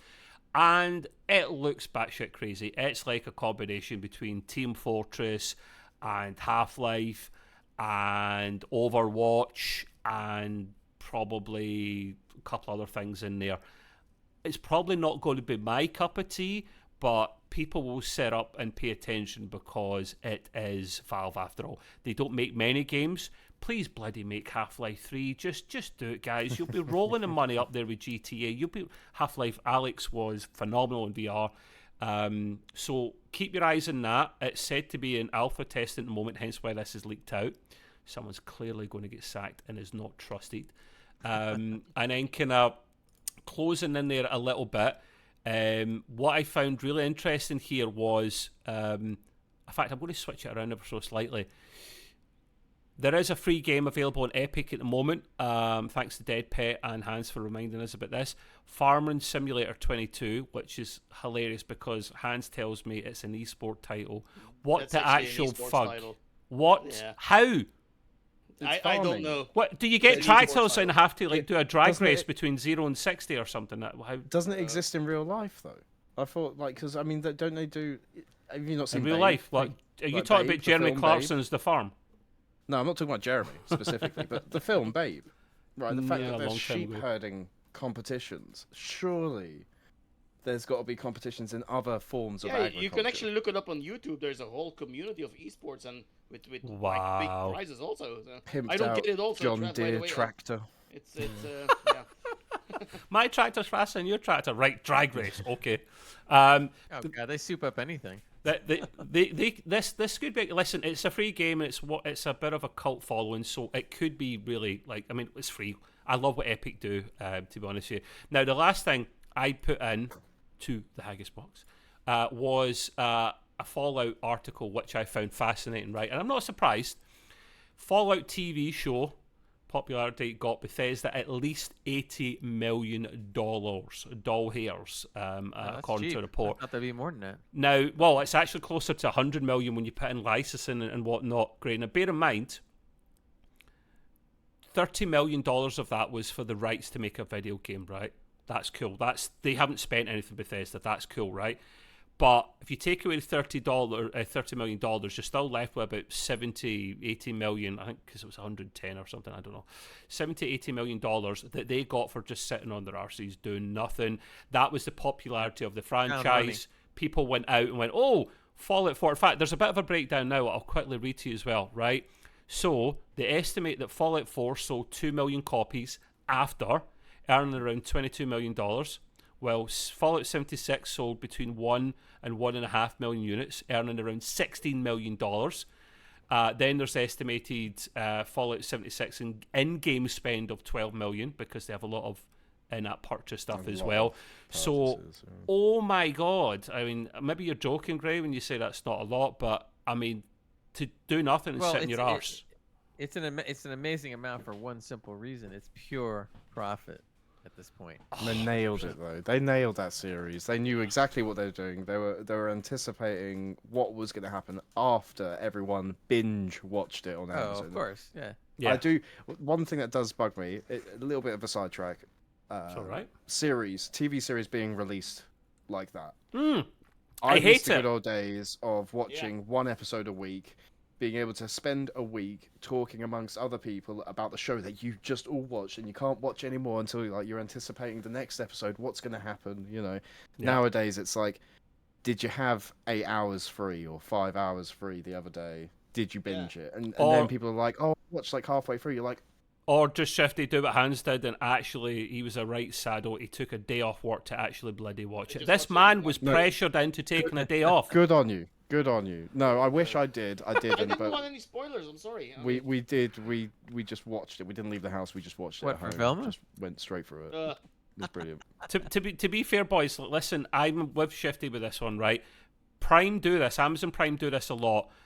They bring out series that they're not sure if it's going to be a hit or miss, and they'll just, there you go, splurge, right? Like the Netflix done back in the day. And on paper, that might sound great, but you're then pressured into watching a lot of it because these two idiots up here were dropping soft bloody hints of spoilers all the way through the first few episodes in terms of I'm going to start It's watching. hard not to, though. I know.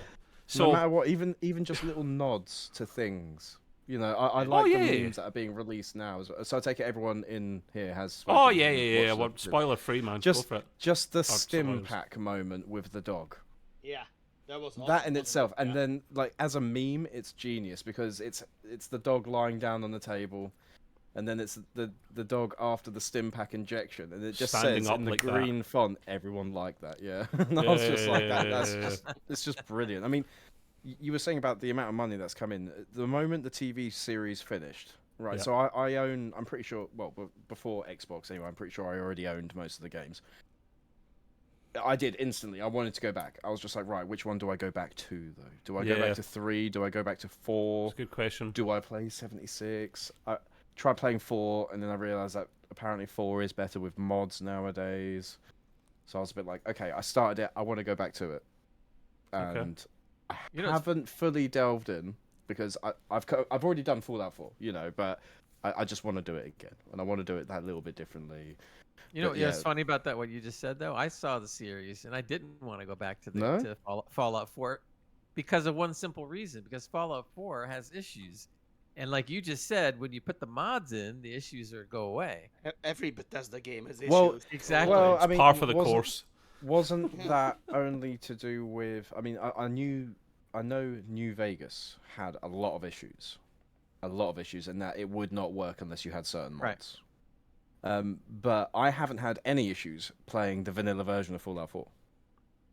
I Yeah, haven't same played here. it. Same here. I haven't played it since they've done the update that everyone was so excited about that apparently caused more issues. Yeah. Oh Rogue yeah, One mod. that delayed But I Fallout haven't- London as well massively. Which sucks. Haven't they stopped? Haven't they just stopped? No, they No, took they're a pause and they're going to redo their code so that it works for the new update. So okay. it will be delayed by we don't know how long. But listen, it's been so popular, this whole franchise, that Fallout 5 they confirmed basically was a thing, right? But the problem is they're on Elder Scrolls 6 or something at the moment, and that year's off. So they were saying unofficially that listen, you probably won't get this Fallout 5 anytime this decade. This decade, we're not halfway through the bloody They decade. literally said 2035. Yeah, well, I'm not surprised. I mean, considering they take years to make a game, more so than the competition, you know. So if competition takes 5, they take. Ridiculously long. Look at Yeah, Starfield. get another Starfield. Starfield was like 7-8 years, and it was bloody average. It was. But You the know? one good thing that I liked about Starfield, which I didn't get hold of, was a collector's edition. I really wanted that watch. This saddle they did. released. Hans did. Yeah. Oh, I Yeah, can got imagine it. he did. But is it a nice watch? Yeah, but Is it worth it? I don't care about the game. yeah, the watch itself probably is worth the price. Nice. It looked brilliant, and I was like, oh, the controller they released for it. I was like, I like things like that. When you mentioned What was, Assassin's Creed earlier, the What was the one collector's that edition. I think it was Doom that offered the helmet? Remember? Oh yeah, I've got the helmet You somewhere. get the Somewhere. You got the Really? big helmet. You got. Yeah. I looked at that. And it was so expensive, but I wish I could. Fallout 76 at the Shifty, moment with the Shifty. helmet too, It's so. such a shiny helmet as well. Oh, is it? You know, when are you going to show me your shiny helmet? Hopefully never. I got it. I remember showing it. I remember showing it on stream, right? And I just went like this, boys. Do you want to see my helmet? And I just went.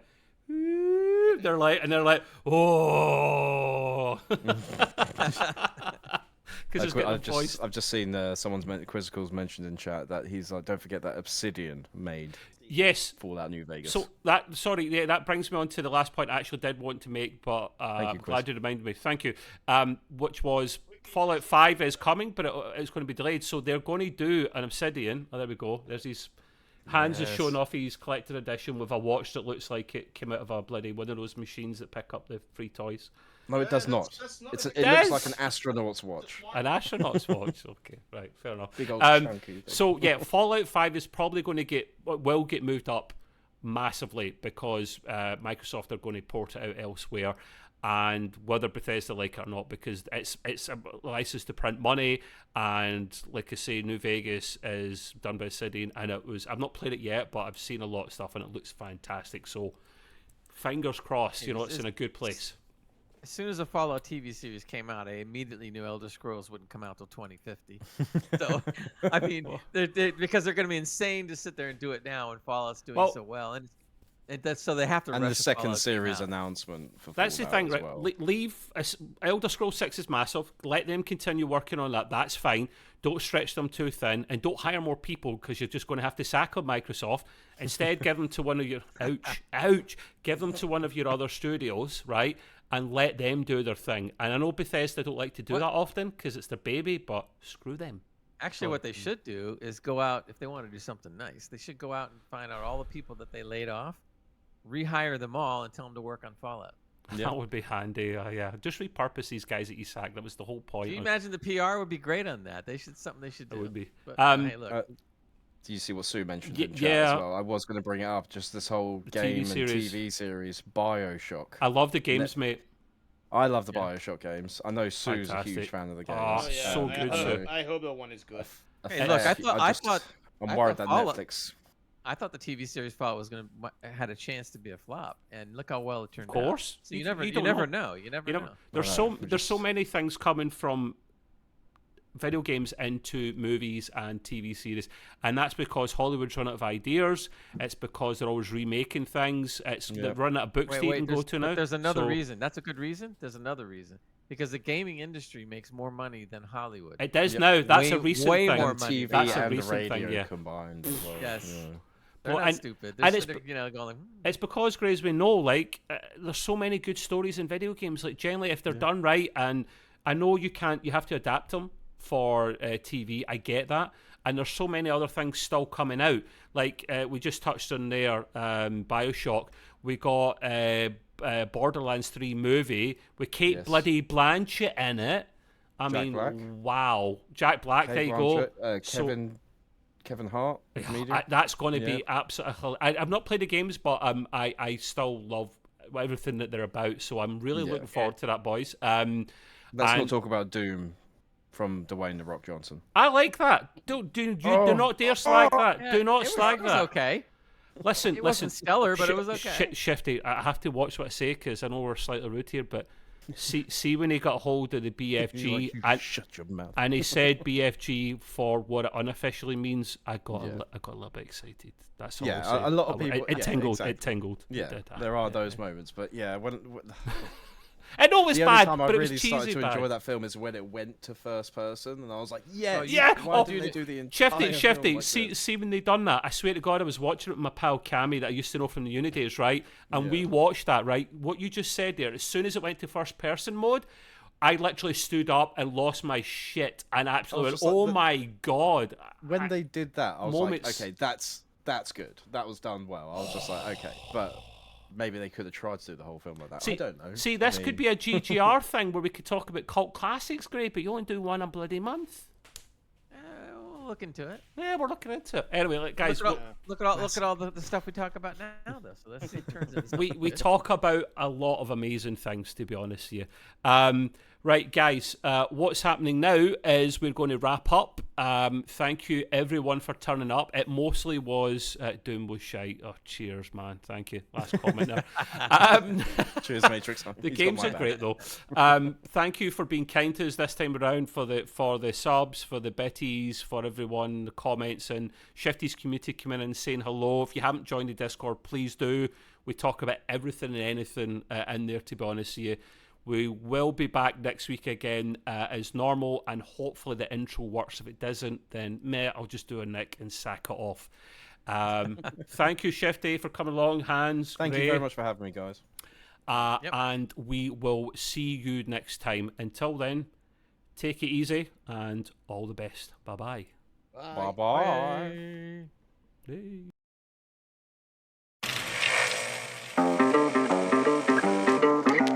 I don't want to set the world on fire. I just want to start a flame in your heart.